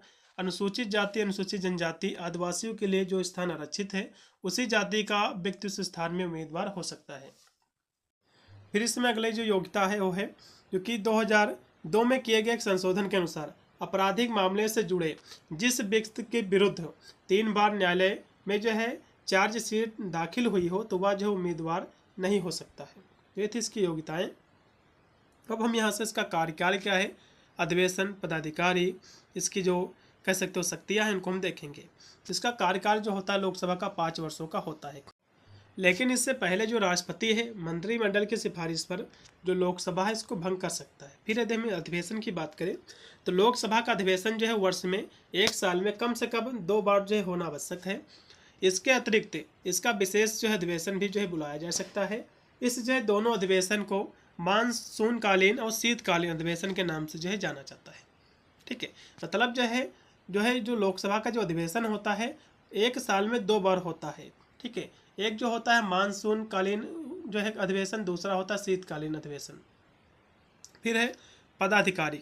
तो अनुच्छेद 93 के अनुसार लोकसभा अपने पहले अधिवेशन में गठन के बाद अपने सर्वोच्च पदाधिकारी अध्यक्ष का चुनाव करती है। इसके अतिरिक्त एक उपाध्यक्ष होता है। इसके अतिरिक्त 7 जो है सदस्यों की एक पीठासीन जो है समिति होती है। अध्यक्ष को 1,25,000 रुपये जो है प्रतिमाह जो है वेतन के रूप में दिया जाता है। अध्यक्ष सदन की कार्यवाही का संचालन करता है और उनकी जो अनुपस्थिति में उपाध्यक्ष उनके कार्यों का निर्वहन भी जो है करता है। ठीक है, अब इसके कार्य में शक्तियाँ क्या भी समझ लीजिएगा। जैसे कि लोकसभा की बैठक की अध्यक्षता करना इसका कार्य है। कोई भी विधेयक उनकी अनुमति से प्रस्तुत नहीं होता है। फिर है सदन में नेता से परामर्श करके वह सदन का जो कार्यकाल है निश्चित करता है। वह जो किसी प्रश्न को स्वीकार अस्वीकार जो कर सकता है। किसी विषय पर टाई मत जो है पढ़ने पर जो निर्णायक होगा मत देने का अधिकार उसे होता है। फिर इसमें अगला जो शक्तियाँ है वह लोकसभा की कई जो है समितियों का पदेन सभापति होता है।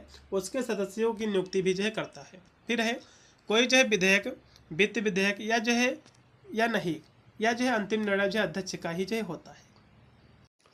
फिर इसमें अगला क्वेश्चन है कि नीति निषेध तत्व क्या है। आपके एग्जाम में क्वेश्चन काफ़ी बार पूछा भी गया है। तो भारतीय संविधान के भाग 4 में अनुच्छेद जो आपका 36 से लेकर जो 51 है, ठीक है, इसमें जो है नीति निषेध तत्वों का जो उल्लेख किया गया है। भारतीय संविधान की एक अनोखी व्यवस्था है जिसे आयरलैंड के संविधान से जो ग्रहण किया गया। मतलब जो नीति निषेध जो तत्व हैं भारत की एक अनोखी व्यवस्था है जिसको आयरलैंड का जो संविधान है उसको इससे जो इसको लिया गया है, ग्रहण किया गया है। इसी के द्वारा समाजवाद की नीतियों को जो है लागू किया जा सकता है। यह जो है तत्व राज्य के लिए बाध्यकारी नहीं है और ना ही जो है न्याय योग्य हैं। फिर भी जो है देश की जो सामाजिक जो आर्थिक उन्नति है उसके लिए जो है उनका पालन करना देश के हित में है। नीति निषेध तत्व वे जो है निर्देश हैं जिन्हें जो है संविधान ने जो है राज्यों को दिए हैं और उससे यह जो है आशा की है कि वह जो है किसी बंधन के रूप में नहीं बल्कि अपने कर्तव्यों के रूप पर जो है चलेगा। तो ये था नीति निषेध तत्वों के बारे में। इतना आपको जो है लिख देना है, आपके एग्जाम में क्वेश्चन सेम टू सेम आपके फंसेगा। ठीक है, फिर यहाँ से अगले आपके क्वेश्चन जो दिए हुए हैं, भारतीय राज्यों में मुख्यमंत्री की क्या शक्तियाँ हैं इसको आपको बताना है। फिर अगला क्वेश्चन है भारतीय संविधान में जो है केंद्र और राज्य के बीच जो बंटवारा है, ठीक है, जिनके बीच में जो संबंध है चाहे वित्तीय संबंध हो या प्रशासनिक संबंध हो, जिनको हम समझेंगे। ठीक है, तो सबसे पहले राज्य में मुख्यमंत्री की नियुक्ति कैसे होती है, मुख्यमंत्री की जो है शक्तियाँ क्या हैं इसको समझ लीजिएगा।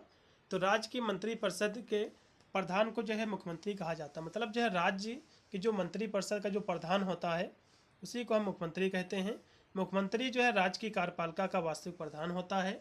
अतः राज्य के प्रशासनिक ढांचे में से लगभग वही स्थिति प्राप्त होती है जो केंद्र में प्रधानमंत्री को प्राप्त होती है। मतलब जो है जैसे कि केंद्र में जिस तरह जो प्रधानमंत्री होता है जितनी शक्तियाँ प्राप्त होती हैं सारे देश में जो है कोई भी कानून लागू करने की, तो ठीक उसी प्रकार जो मुख्यमंत्री होता है अपने राज्य का जो मुख्यमंत्री होता है तो अपने राज्य में कोई भी कानून लागू करने का उसको भी अधिकार रहता है, उतनी ही शक्तियाँ प्राप्त होती हैं।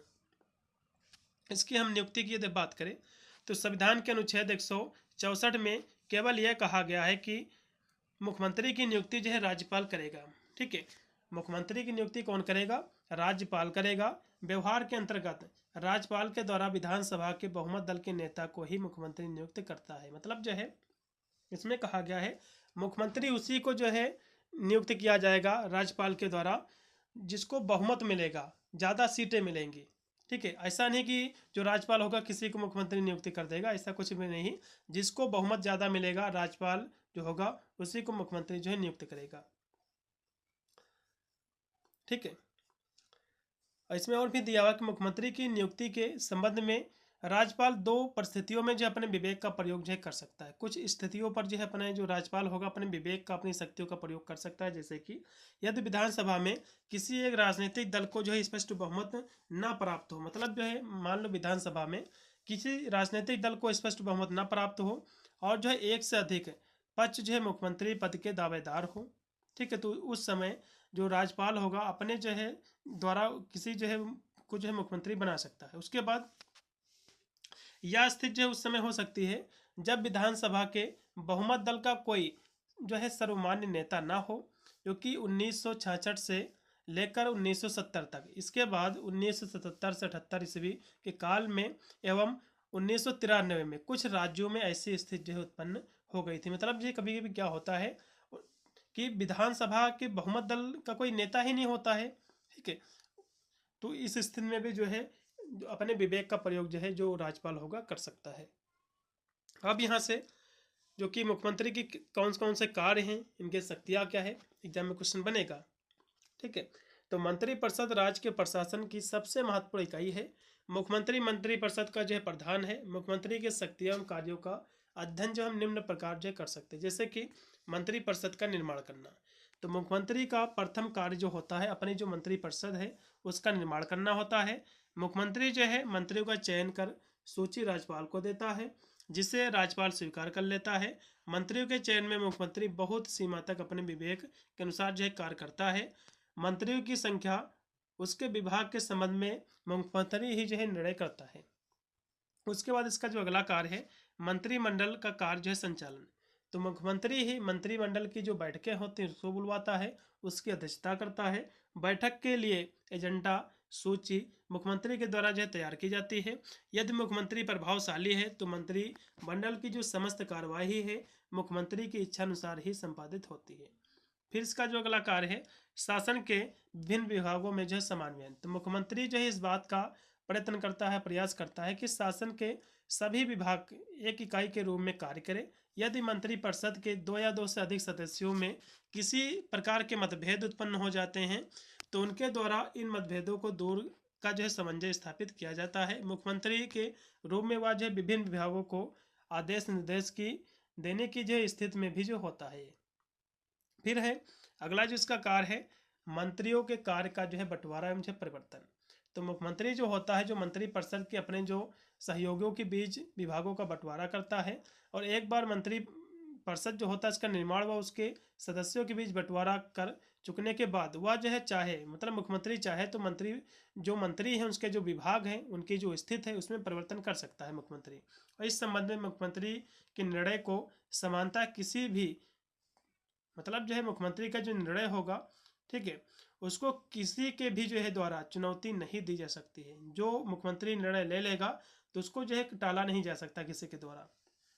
फिर इसका अगला कार्य है मंत्रिपरिषद और राज्यपाल के बीच संबंध स्थापित करता। तो संविधान के अनुसार मुख्यमंत्री पर यह भार है कि वह मंत्रिपरिषद राज्यपाल के बीच संपर्क स्थापित करे। वह जो है मंत्रिमंडल के कार्यों जो निर्णय हैं इसकी सूचना राज्यपाल को देता है और राज्यपाल के विचार जो है मंत्रिमंडल तक जो है पहुंचाता है। समानता कोई भी जो है मंत्री मुख्यमंत्री को सूचित किए बिना राज्यपाल से वार्ता नहीं कर सकता। मतलब जो है कोई भी मंत्री जो है बिना मुख्यमंत्री से को सूचित किए सीधे राज्यपाल से कोई भी वार्ता मतलब कोई भी बात नहीं कर सकता है। राज्यपाल के साथ वार्तालाप के संबंध में मुख्यमंत्री को जानकारी देना आवश्यक होता है। फिर है विधानसभा का नेता। तो मुख्यमंत्री का जो है दोहरा व्यक्तित्व होता है, दोहरा चरित्र होता है। एक और यदि वह जो है शासन का प्रधान होता है तो वह दूसरी ओर विधानसभा का नेता भी होता है। विधानसभा के नेता के रूप में उसे कानून निर्माण के क्षेत्र में महत्वपूर्ण स्थिति प्राप्त होती है और जो है बहुत कुछ सीमा तक कानून निर्माण और उसकी जो है इच्छा के अनुसार ही संपन्न होता है। विधानसभा के नेता के रूप में वह राज्यपाल को विधानसभा भंग करने का परामर्श भी जो है दे सकता है। फिर अगला जो इसका कार्य है सरकार का प्रधान प्रवक्ता। तो मुख्यमंत्री जो है राज्य सरकार का प्रधान प्रवक्ता होता है और राज्य सरकार की ओर अधिकृत घोषणा मुख्यमंत्री के द्वारा ही की जाती है। मतलब जो है राज्य में जितनी भी घोषणा अधिकतर की जाती है मुख्यमंत्री के द्वारा ही की जाती है। यदि कभी जो है किन्हीं दो मंत्रियों के परस्पर विरोध वक्तव्य से एक भ्रम उत्पन्न हो जाए तो इसे मुख्यमंत्री के वक्तव्य से ही दूर किया जा सकता है। मतलब जो है यदि कोई दो मंत्रियों में कोई विवाद हो जाए, ठीक है, तो ये मुख्यमंत्री के द्वारा ही उसको जो है दूर किया जा सकता है। फिर है राज्य में बहुमत दल का नेता। तो मुख्यमंत्री जो है राज्य में बहुमत दल का नेता होता है। उससे जो है दलीय ढांचे पर नियंत्रण होता है, वह स्थित इसके प्रभाव शक्ति में और अधिक वृद्धि जो है कर देती है। उसके बाद है राज्य की समस्त शासन व्यवस्था पर नियंत्रण। तो मुख्यमंत्री जो है राज्य की शासन व्यवस्था का सर्वोच्च और अंतिम नियंत्रण रखता है, चाहे शांति हो या फिर व्यवस्था का प्रश्न हो या फिर सिंचाई हो या फिर जो है कृषि हो या स्वास्थ्य है शिक्षा से संबंधित जो महत्वपूर्ण जो निर्णय होते हैं, ठीक है, चाहे कोई भी विकास संबंधी प्रश्न हो तो उसका अंतिम निर्णय जो होता है मुख्यमंत्री पर ही निर्भर करता है। मुख्यमंत्री जो है मंत्रिपरिषद के सदस्यों को उनके विभागों के संबंध में आदेश निर्देश दे सकता है मंत्रिपरिषद के सदस्य विभिन्न विभागों के प्रधान होते हैं, किंतु अंतिम रूप से किसी एक व्यक्ति को राज्य के प्रशासन की अच्छाई या बुराई के लिए जो है उत्तरदायी ठहराया जा सकता है। तो वह जो है निश्चित रूप से मुख्यमंत्री ही है। मतलब जो है मुख्यमंत्री ही किसी को दोषी जो है अच्छा या बुरा जो है ठहरा सकता है। ठीक है, फिर इसमें अगला जो क्वेश्चन है, केंद्र और राज्य के बीच जो संबंध है इसको हम समझेंगे। तो भारत सरकार और राज्य सरकार जो हैं, ठीक है, भारत सरकार जो राज्य की जो सरकारें हैं, केंद्र जो राज्य की सरकारें हैं, इनके बीच में विधायी शक्तियां हैं, प्रशासनिक शक्तियां और वित्तीय शक्तियां जो है इसको बंटवारा किया गया है। संविधान जो है केंद्र को, मतलब जो है संविधान के द्वारा जो केंद्र सरकार होती है इसको रक्षा, विदेश मामले और मुद्रा जैसे जो महत्वपूर्ण विषय होते हैं इस पर नियंत्रण होता है। जबकि राज्य जो सरकार होती है इसको शिक्षा, कृषि, स्वास्थ्य जैसे जो विषय होते हैं इस पर इसका अधिकार होता है। ये संबंध एक जो है राष्ट्रीय ढांचे के तहत सहयोग और समन्वय को बढ़ावा देने के लिए बनाए गए हैं। अब इसके हम प्रकार को ऐसे समझेंगे, इनके बीच के संबंधों के जो प्रकार हैं। एक है वित्तीय संबंध। तो केंद्र और राज्य के बीच कानून बनाने की जो शक्तियों का इसमें बंटवारा किया गया है। केंद्र को राष्ट्रीय महत्व मामलों पर कानून बनाने का अधिकार है, मतलब जो केंद्र सरकार है उसको केंद्र लेवल पर, सेंट्रल लेवल पर कानून बनाने का अधिकार है। वहीं राज्य सरकार जो कि मुख्यमंत्री होता है तो अपने राज्य में, ठीक है, अपने राज्य स्थानीय क्षेत्रों में कानून बनाने का अधिकार होता है। एग्जाम में क्वेश्चन बनता है कि केंद्र और राज्य के बीच में विधायी जो है विधायी शक्तियाँ बताइए या फिर प्रशासनिक शक्तियाँ बताइए, या भी पूछता है कि वित्तीय शक्तियाँ बताइए। तो कोई भी शक्तियाँ पूछ सकता है, तो हर एक क्वेश्चन को बारीकी से समझिएगा, बाद में मत कहना कि क्वेश्चन ये नहीं आया है। हर एक क्वेश्चन आपको इसी से बनेंगे, कोई भी बाहर का क्वेश्चन नहीं मिलेगा। अब प्रशासनिक संबंध क्या है इसको समझ लीजिएगा। प्रशासनिक शक्तियों का जो है बंटवारा है, जिसमें केंद्र सरकार राज्य सरकार के बीच जो है तालमेल और सहयोग को जो है सुनिश्चित करने के लिए नियम जो है बनाए गए हैं। अखिल भारतीय सेवाओं जैसे कि IAS IPS की भर्ती जो है प्रशिक्षण केंद्र के द्वारा की जाती है, मतलब केंद्र सरकार के द्वारा, ठीक है। लेकिन जो सेवाएं होती हैं, ठीक है, ये सेवाएं जो है केंद्र और राज्य दोनों के जो है शीर्ष पदों पर जो है काम करते हैं, लेकिन इनकी जो सेवाएं होती है केंद्र और राज्य दोनों के सहमति से जो है कार्य करती हैं। फिर है वित्तीय संबंध। तो इसमें जो है केंद्र और राज्यों के बीच धन का जो बंटवारा होता है, ठीक है, उसको इसमें रखा गया है, इसमें उल्लेख किया गया है। धन के बंटवारा और कर लगाने की जो शक्तियाँ है उसको इसमें उल्लेख किया गया है। वित्तीय संबंध मतलब ये होता है जैसे कि जो टैक्स लगाया जाता है तो सीधे जो केंद्र होता है नहीं लगाता है, वहाँ पर जो है जो मुख्यमंत्री होता है उसकी भी जो है सहमति ली जाती है। तो इसमें जो है केंद्र और राज्यों के बीच जो धन के जो बंटवारे और कर लगाने की शक्तियाँ का भी इसमें उल्लेख है, इसमें वित्तीय संबंध में। और केंद्र के पास अधिक जो है संसाधन होते हैं, लेकिन राज्य को भी जो है अनुदान और सहायता के माध्यम से वित्तीय सहायता प्रदान की जाती है। तो इस तरह से आपको लिखना है। अगला क्वेश्चन है कि भारत में राज्यपाल की भूमिका क्या है, इसके कार्यों की आपको विवेचना करना है। क्वेश्चन बनेगा सेम टू सेम। तो भारत में राज्यपाल एक संवैधानिक प्रमुख होता है। भारत में जो राज्यपाल होता है क्या है, एक संवैधानिक प्रमुख होता है, जिसकी भूमिका होता है कि कार्यपालिका और विधायी जो शक्तियों के साथ साथ कुछ जो विवेकाधीन इनको शक्तियाँ भी इनमें होती हैं, वह जो है मुख्यमंत्री और अन्य मंत्रियों की नियुक्ति करता है। मतलब जो राज्यपाल होता है, राज्यपाल मुख्यमंत्री की नियुक्ति करता है, जो अन्य जो मंत्री होते हैं मुख्यमंत्री के कहने पर उनकी भी नियुक्ति यही करता है। और विधानसभा को बुलाता है, विधानसभा को भंग भी कर सकता है। राज्य के प्रशासन की निगरानी भी राज्यपाल ही करता है। राज्यपाल जो है राज्य के कार्यकारी प्रमुख के रूप में कार्य करता है और राष्ट्रपति के समान ही जो है कार्य करता है, और साथ ही वह केंद्र और राज्य के बीच एक महत्वपूर्ण कड़ी भी है। ठीक है, इस तरह से आपको लिखना है। अब इसकी भूमिका और एवं कार्य क्या है, राज्य जो है इसके जो है राज्यपाल के, इसको समझ लीजिएगा। इसमें जो है कार्यपालिका संबंधी जो कार्य, जैसे कि मुख्यमंत्री जो अन्य जो मंत्री होते हैं उनकी नियुक्ति राज्यपाल ही करता है। राज्यों के महाधिवक्ता जो होता है उनकी नियुक्ति भी जो है राज्यपाल ही करता है। राज्य के प्रशासन की निगरानी भी जो है राज्यपाल करता है। मुख्यमंत्री की सलाह पर मंत्री को जो है विभागों का आवंटन करना, उसको बांटना, ये भी राज्यपाल ही करता है। राज्यों की कार्यपालिका शक्ति राज्यपाल में निहित होती है और इसका इस्तेमाल स्वयं और अपने अधीनस्थ अधिकारियों के माध्यम से करता है। फिर कुछ विधायी शक्तियाँ जो है राज्यपाल को प्राप्त है, जैसे कि विधानसभा को, ठीक है, आहूत करना और जो है सत्र अवसान करना और भंग करना, विधानसभा को बुलाना, ठीक है, उसको भंग करना भी इसको कह सकते हो शक्तियाँ है, इसके कार्य हैं। फिर है कि सदन में जो है सत्र के दौरान राज्यपाल विधानसभा को संबोधित कर सकता है, विधानसभा में अभिभाषण भी जो है कर सकता है। विधानमंडल के द्वारा फिर विधानमंडल के द्वारा पारित जो विधेयक हैं उसको स्वीकृति देना, और कुछ विधेयक को राष्ट्रपति के विचार के लिए सुरक्षित रखना, ये भी इसका कार्य है। और विधानसभा के सत्र में नहीं होने पर अध्यादेश जारी करने की सिफारिश करना, मतलब जो है विधानसभा में जो सत्र है इसमें नहीं होने पर अध्यादेश जारी करने का सिफारिश करना, भी इसका कार्य है। कुछ न्यायिक शक्तियाँ इनको प्राप्त हैं। इसमें जो न्यायिक शक्तियाँ हैं राज्यपाल को जो प्राप्त है, जैसे कि राज्य के कानूनों के तहत अपराधों के लिए क्षमा, दंड के रियायत और सज़ा की माफ़ी दे सकता है, मतलब जो राज्यपाल है ये सज़ा को कम करा सकता है, ठीक है, माफ़ी दे सकता है। फिर है उच्च न्यायालय के न्यायाधीशों की नियुक्ति के लिए राष्ट्रपति के साथ परामर्श किया जाता है। फिर कुछ विवेकाधीन को शक्तियाँ प्राप्त है, जैसे कि जब चुनाव में किसी पार्टी को स्पष्ट बहुमत नहीं मिलता है तो वह जो है मुख्यमंत्री की नियुक्ति करता है, मतलब जो है मान लो किसी को बहुमत नहीं मिलता है स्पष्ट, तो राज्यपाल ही मुख्यमंत्री की नियुक्ति कर सकता है। फिर है अनुच्छेद 356 के तहत राष्ट्रपति शासन की सिफारिश करते हुए राष्ट्रपति को रिपोर्ट भी जो है ये भेज सकता है, ठीक है। तो इस तरह से आपको लिखना है। फिर यहाँ से सेक्शन आपका सी स्टार्ट होगा। इसमें टोटल आपके 4 प्रश्न आएंगे, जो कि 2 ही आपको प्रश्न करना पड़ेगा, ठीक है। मैं चारों क्वेश्चन कराया दे रहा हूँ, पूरा का पूरा इन्हीं से आपका पेपर सॉल्व हो जाएगा। पहला क्वेश्चन देखिएगा, मुख्यमंत्री के बारे में समझेंगे, मुख्यमंत्री की क्या भूमिका है, इनकी शक्तियाँ क्या है। फिर है भारतीय संविधान की प्रस्तावना में क्या कहा गया है, इसकी व्याख्या करना है। तो दोनों क्वेश्चन देखेंगे। तो भारत में प्रधानमंत्री की क्या शक्तियाँ है, इसका उल्लेख कीजिएगा, आपके एग्जाम में क्वेश्चन बनेगा। तो भारतीय संविधान में पद जो प्रधानमंत्री का जो पद होता है ये उल्लेखनीय है, जिसको अनुच्छेद 74 से 78 तक जो है किया गया है अनुच्छेद में। और 74 में जो है कहा गया है कि राष्ट्रपति को उनके कार्यों के संपादन में सहायता एवं परामर्श देने के लिए मंत्री परिषद होगी, जिसका अध्यक्ष जो है प्रधानमंत्री होगा। मतलब जो है जो प्रधानमंत्री है इसका उल्लेख जो है भारतीय जो संविधान हमारा अनुच्छेद जो है 74 से 78 तक जो है किया गया है।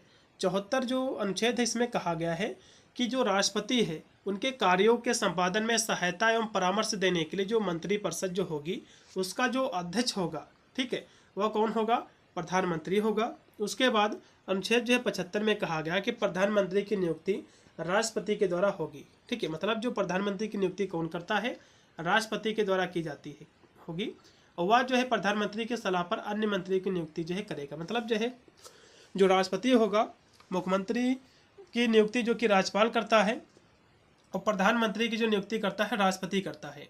और राष्ट्रपति के प्रधानमंत्री की नियुक्ति करता है तो प्रधानमंत्री की सलाह पर अन्य मंत्री की नियुक्ति भी राष्ट्रपति करता है, ठीक है। लेकिन व्यवहार में देखा जा सकता है कि लोकसभा में बहुमत दल के नेता को प्रधानमंत्री पद पर नियुक्त करने के लिए राष्ट्रपति बाध्य होता है।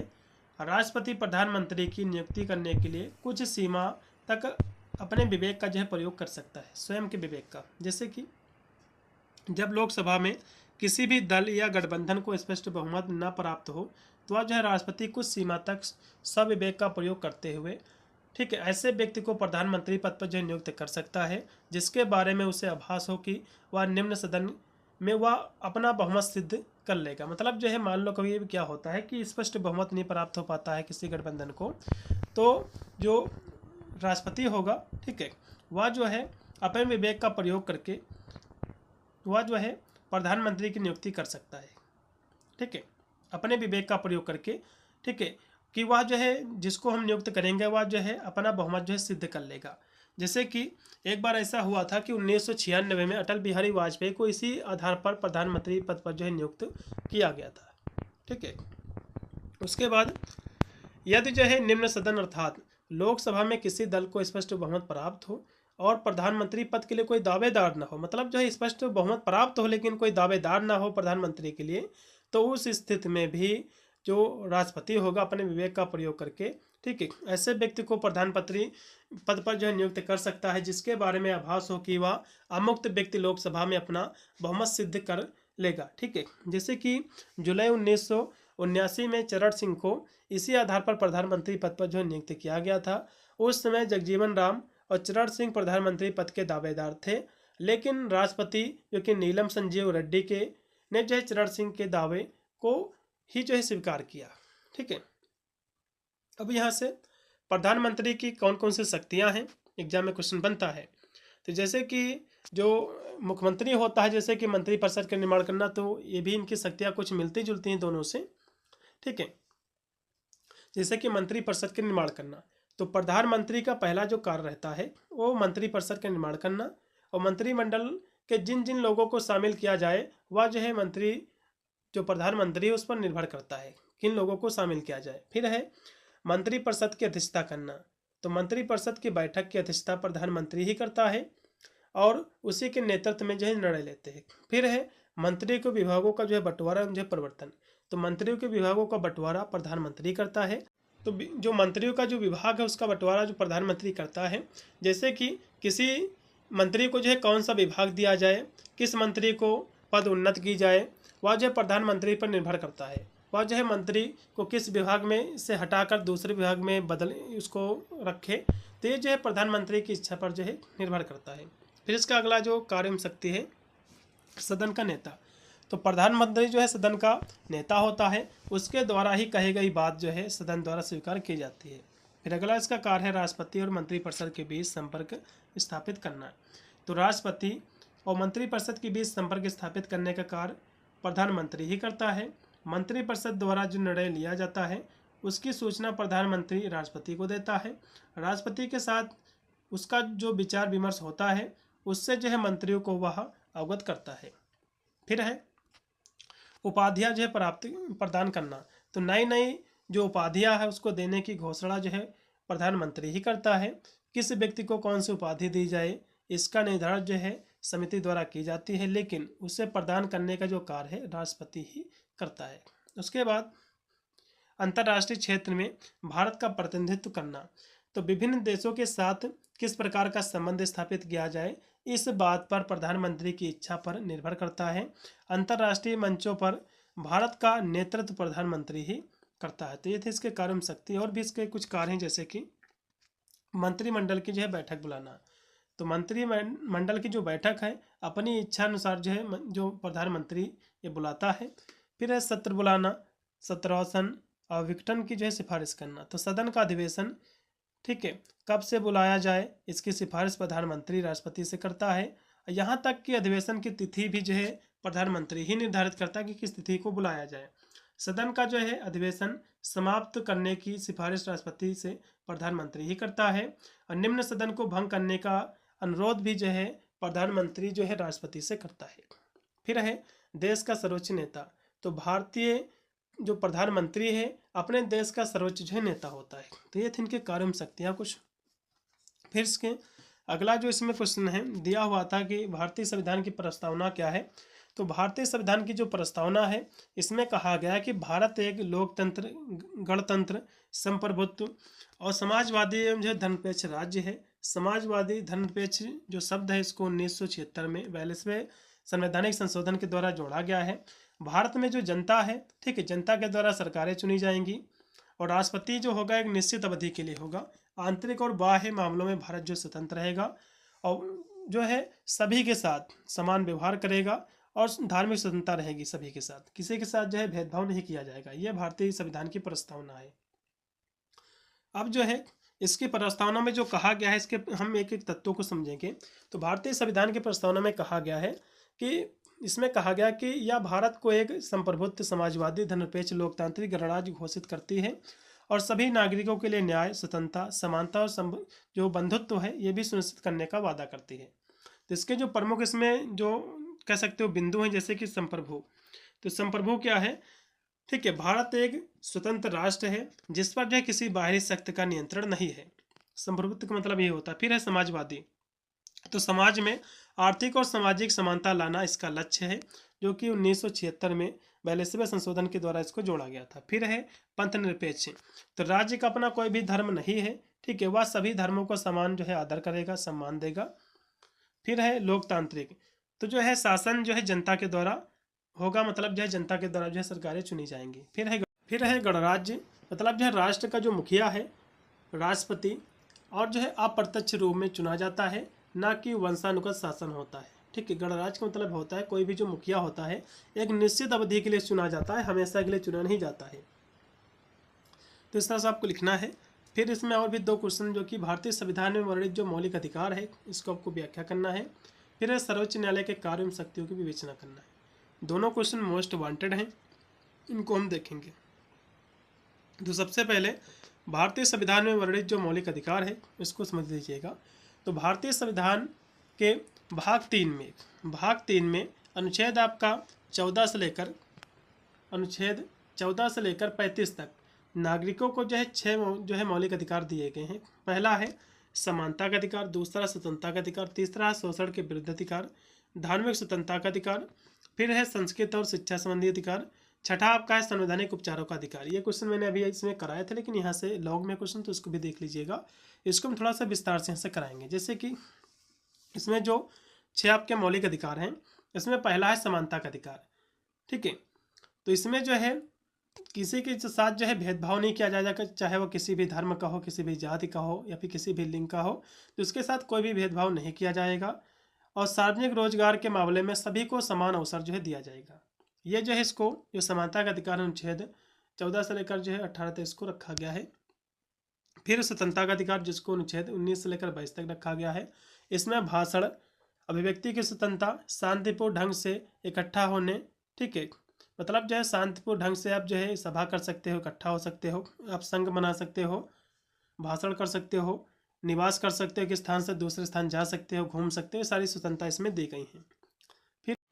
फिर है शोषण के विरुद्ध जो अधिकार जिसको अनुच्छेद 23 से लेकर 24 के तहत इसको रखा गया है। इसमें मानव तस्करी और जबरन जो है मजदूरी, ठीक है, मतलब जो है इस पर रोक लगाता है। जैसे कि मानव तस्करी का मतलब होता है मनुष्य को बेचना, चाहे औरत हो या फिर पुरुष हो, तो इसको बेचना, इस पर रोक लगाता है। ठीक है, कानूनन अपराध है। और जो है यदि किसी की 14 वर्ष से आयु जो है कम है, तो उसको उस बच्चे को कारखाने पर जो है खतरनाक जगहों पर काम करने की अनुमति नहीं देता है ये अनुच्छेद हमारा। ठीक है, ये अधिकार हमारा।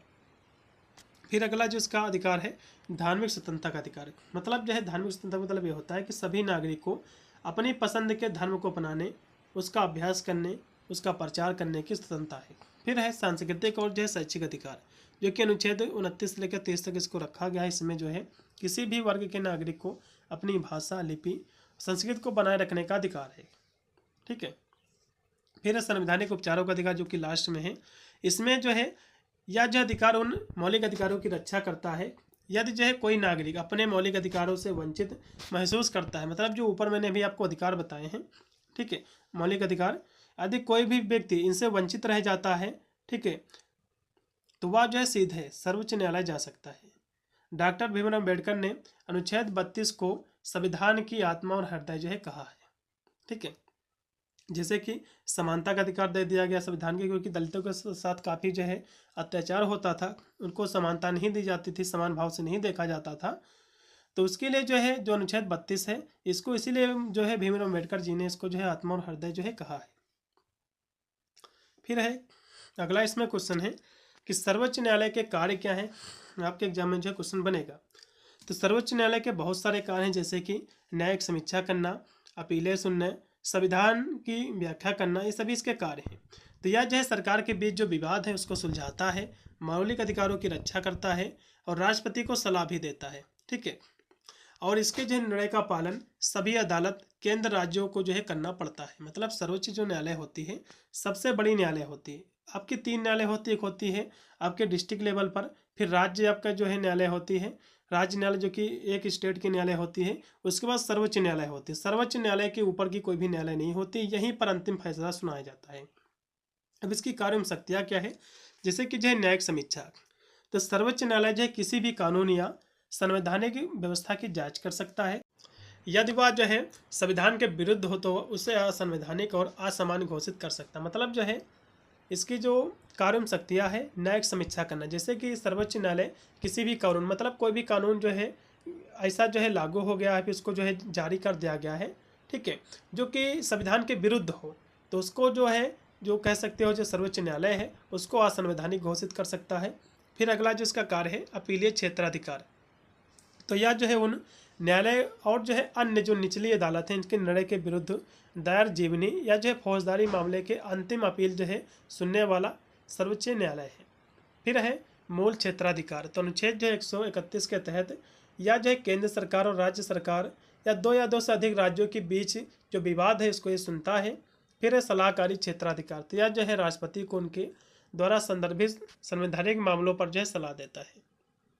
फिर है मौलिक अधिकारों की सुरक्षा, तो यह जो है संविधान के अनुच्छेद 32 के तहत मौलिक अधिकार के उल्लंघन पर व्यक्ति की याचिका जो है सुनकर रिट, ठीक है, जारी करके सुरक्षा प्रदान करता है। फिर है संवैधानिक व्याख्या, तो यह जो है संविधान के प्रावधानों की व्याख्या करता है और जो विवाद होते हैं उसको निपटाता है। फिर है न्यायिक सक्रियता, तो यह जो है जनहित याचिकाओं के माध्यम से लोगों को न्याय दिलाने में सक्रिय भूमिका निभाता है और मामलों में जो है स्वतः मतलब स्वयं जो है संज्ञान लेकर सुनवाई जो है कर सकता है सर्वोच्च न्यायालय। फिर है कानून को जो है बाध्यकारी बनाना, तो सर्वोच्च न्यायालय द्वारा जो है घोषित कानून भारत के सभी न्यायालय और जो सभी जो सरकारी प्राधिकरण है उसके लिए जो है बाध्यकारी होते हैं, ठीक है। अब यहाँ से जो कि न्यायालय की बात हो रही थी सर्वोच्च न्यायालय की, तो भारत में जो मुख्य रूप से जो न्यायालय होते हैं 3 प्रकार के होते हैं। एक होता है सर्वोच्च न्यायालय, उच्च न्यायालय, उसके बाद आपका जिला जो है या फिर अधीनस्थ न्यायालय होते हैं, ठीक है। तो इसके अलावा जो है मामलों के जो निपटारों के लिए विशेष अदालत जैसे कि ट्रिब्यूनल, फास्ट ट्रैक कोर्ट, लोक अदालत भी जो है मौजूद है। तो इनके प्रकारों को समझेंगे, थोड़ा सा देख लीजिएगा न्यायालय के। तो सर्वोच्च न्यायालय जो कि अभी मैंने इसके बारे में आपको बताया है, तो यह जो है देश की सर्वोच्च न्यायिक संस्था है जो नई दिल्ली में स्थित है। यहाँ जो है अंतिम न्यायालय होता है या जो है अंतिम अपीलीय न्यायालय होती है, इससे बड़ी न्यायालय कोई नहीं होती है और इसके जो फैसले पूरे देश पर लागू होते हैं। सर्वोच्च न्यायालय जो भी फैसला लागू कर देगी पूरे देश को जो है मानना पड़ेगा, लागू होते हैं। फिर है उच्च न्यायालय, तो यह जो है राज्य स्तर पर राज्य के जो विवाद होते हैं, ठीक है, तो उस पर जो है सर्वोच्च न्यायालय है ये, और प्रत्येक राज्य के समूह के लिए उच्च न्यायालय होता है। फिर उसके बाद है जिला या और जो अधीनस्थ न्यायालय, तो जिला लेवल पर भी जो है जिला स्तर पर जो है न्यायालय होते हैं जो जिले में जो है काम करते हैं, जिसमें जो है जिला न्यायालय, सत्र न्यायालय और जो है विभिन्न जो मजिस्ट्रेट हैं न्यायालय इसमें शामिल हैं, ठीक है। तो जिला लेवल पर जो विवाद होते हैं दंगा फसाद, तो इसका जो है निपटारा जिला लेवल के जो है न्यायालय करते हैं। राज्य लेवल के जो होते हैं दंगा फसाद उसको राज्य संभालता है। उसके बाद जो है जो सर्वोच्च होता है जो देश में जो निपटारे होते हैं, ठीक है, उसको जो है विवाद होते हैं उसको सर्वोच्च न्यायालय देखता है। अब ऐसा नहीं है, अब सर्वोच्च न्यायालय भी जा सकते हैं, अपील कर सकते हैं, लेकिन अपील करने का सबसे लास्ट बिंदु है क्योंकि सर्वोच्च न्यायालय से बड़ा कोई भी न्यायालय नहीं होता है। अब एक क्वेश्चन इसमें आ सकता है और भी कि न्यायिक पुनरावलोकन क्या है, ठीक है। एक ऐसी प्रक्रिया है जिसमें न्यायालय जो है यह जांचता है कि कोई जो है क्या कोई कानून, आदेश या सरकारी कार्यवाही संविधान के अनुरूप है या नहीं। मतलब जो है न्यायिक पुनरावलोकन का मतलब यह होता है, एक प्रक्रिया है जिसमें जो न्यायालय है ये जांचता है कि कोई जो कानून है जो लागू किया गया है, ठीक है, तो उस जो है संविधान के अनुकूल है या फिर नहीं है, तो ये चीज़ जांचता है। यदि संविधान के अनुकूल होगा तब तो कोई भी दिक्कत नहीं है, यदि संविधान के अनुकूल नहीं है तो उसको जो है उल्लंघन करता है संविधान का पाया जाता है, तो उसे न्यायालय उसे जो है असंवैधानिक घोषित कर सकता है। और वह जो है लोकतंत्र के शासन और नागरिक के मौलिक अधिकारों की रक्षा के लिए महत्वपूर्ण तंत्र है, ठीक है। उसके बाद असहयोग आंदोलन क्या है, थोड़ा सा इसके बारे में भी जान लीजिए। असहयोग आंदोलन 1920 में महात्मा गांधी के द्वारा ब्रिटिश शासन के खिलाफ, मतलब जो अंग्रेजों का जो शासन था उसके खिलाफ शुरू किया गया एक राष्ट्रव्यापी अहिंसक विरोध आंदोलन था, ठीक है। इसमें बिना हिंसा के आंदोलन ये किया गया था। इस जो है आंदोलन का जो मुख्य उद्देश्य था ब्रिटिश सरकार को जो है स्वशासन, ठीक है, स्वराज देने के लिए मजबूर करना था, जिनके लिए भारतीयों को जो है ब्रिटिश जो वस्तुएं थी उसका बहिष्कार करना था, अपने देश की वस्तुओं को जो है उपयोग करना था। सरकारी संस्थानों के सहयोग वापस लेने को भी कहा गया था। यह आंदोलन चोरी चोरा कांड, ये आंदोलन चल ही रहा था तभी चोरी चोरा कांड जो कि गोरखपुर जिले में हो जाती है, वहाँ पर क्या है लोगों ने जो है पुलिस को थाने को घेर कर उसमें आग लगा देते हैं जो कि अहिंसा का रूप ले लेते हैं। तो इस अहिंसा का रूप ले लेने के कारण महात्मा गांधी ने जो है इसको फरवरी 1922 में जो है इसको वापस जो है ले लिया था। उसके बाद लास्ट में इसमें एक और भी क्वेश्चन को देख लीजिएगा। भारत में चुनाव सुधार पर आपको जो है संक्षिप्त आपको जो है टिप्पणी लिखना है। यह क्वेश्चन एग्जाम में काफ़ी बार पूछा गया, तो थोड़ा सा मैंने सोचा कि इसको भी रख दे लास्ट में, ठीक है। तो इसको जान लीजिएगा। तो भारत में अब तक लोकसभा के 14 आम जो है चुनाव हो चुके हैं। इन जो है सभी चुनाव में कुछ जो है खामियां देखने को मिलती है, मतलब जितने भी चुनाव आपके होते हैं तो इसमें कोई ना कोई कमी रह जाती है।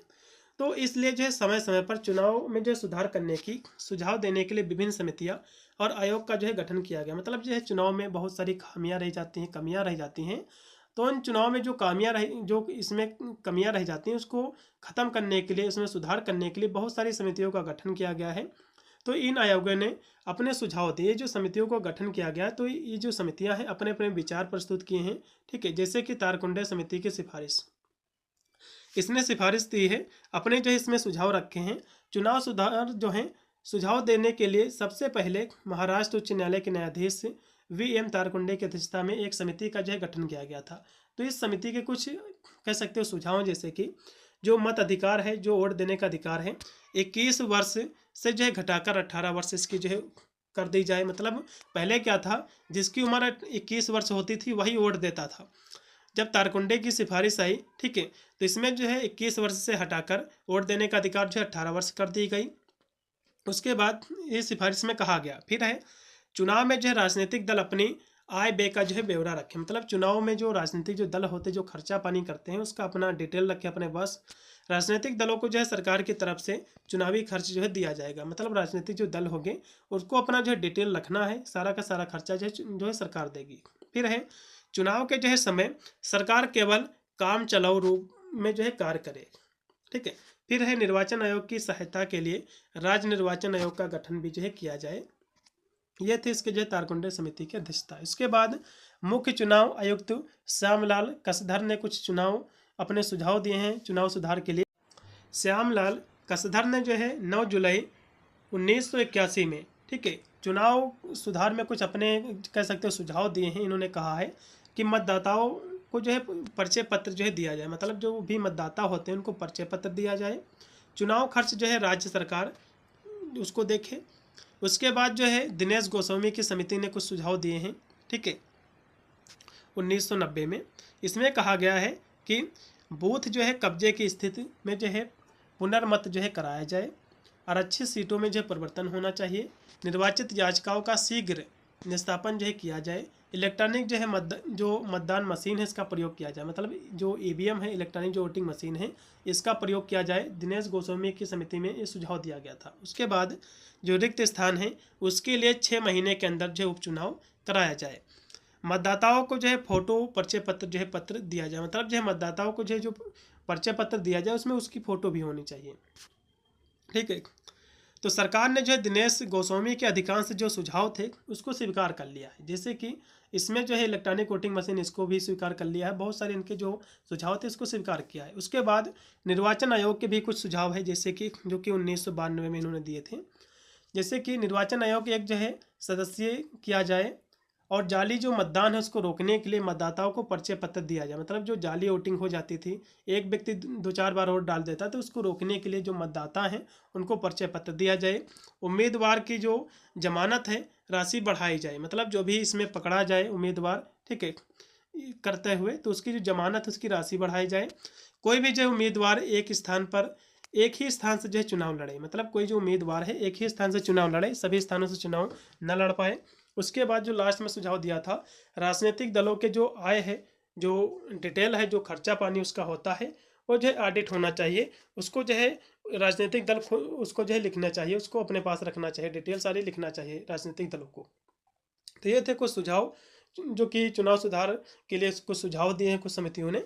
इतने ही आपको लिख देना है। सारी इसमें जितने भी क्वेश्चन थे मैंने कंप्लीट करा दिए हैं, सारे के सारे क्वेश्चन।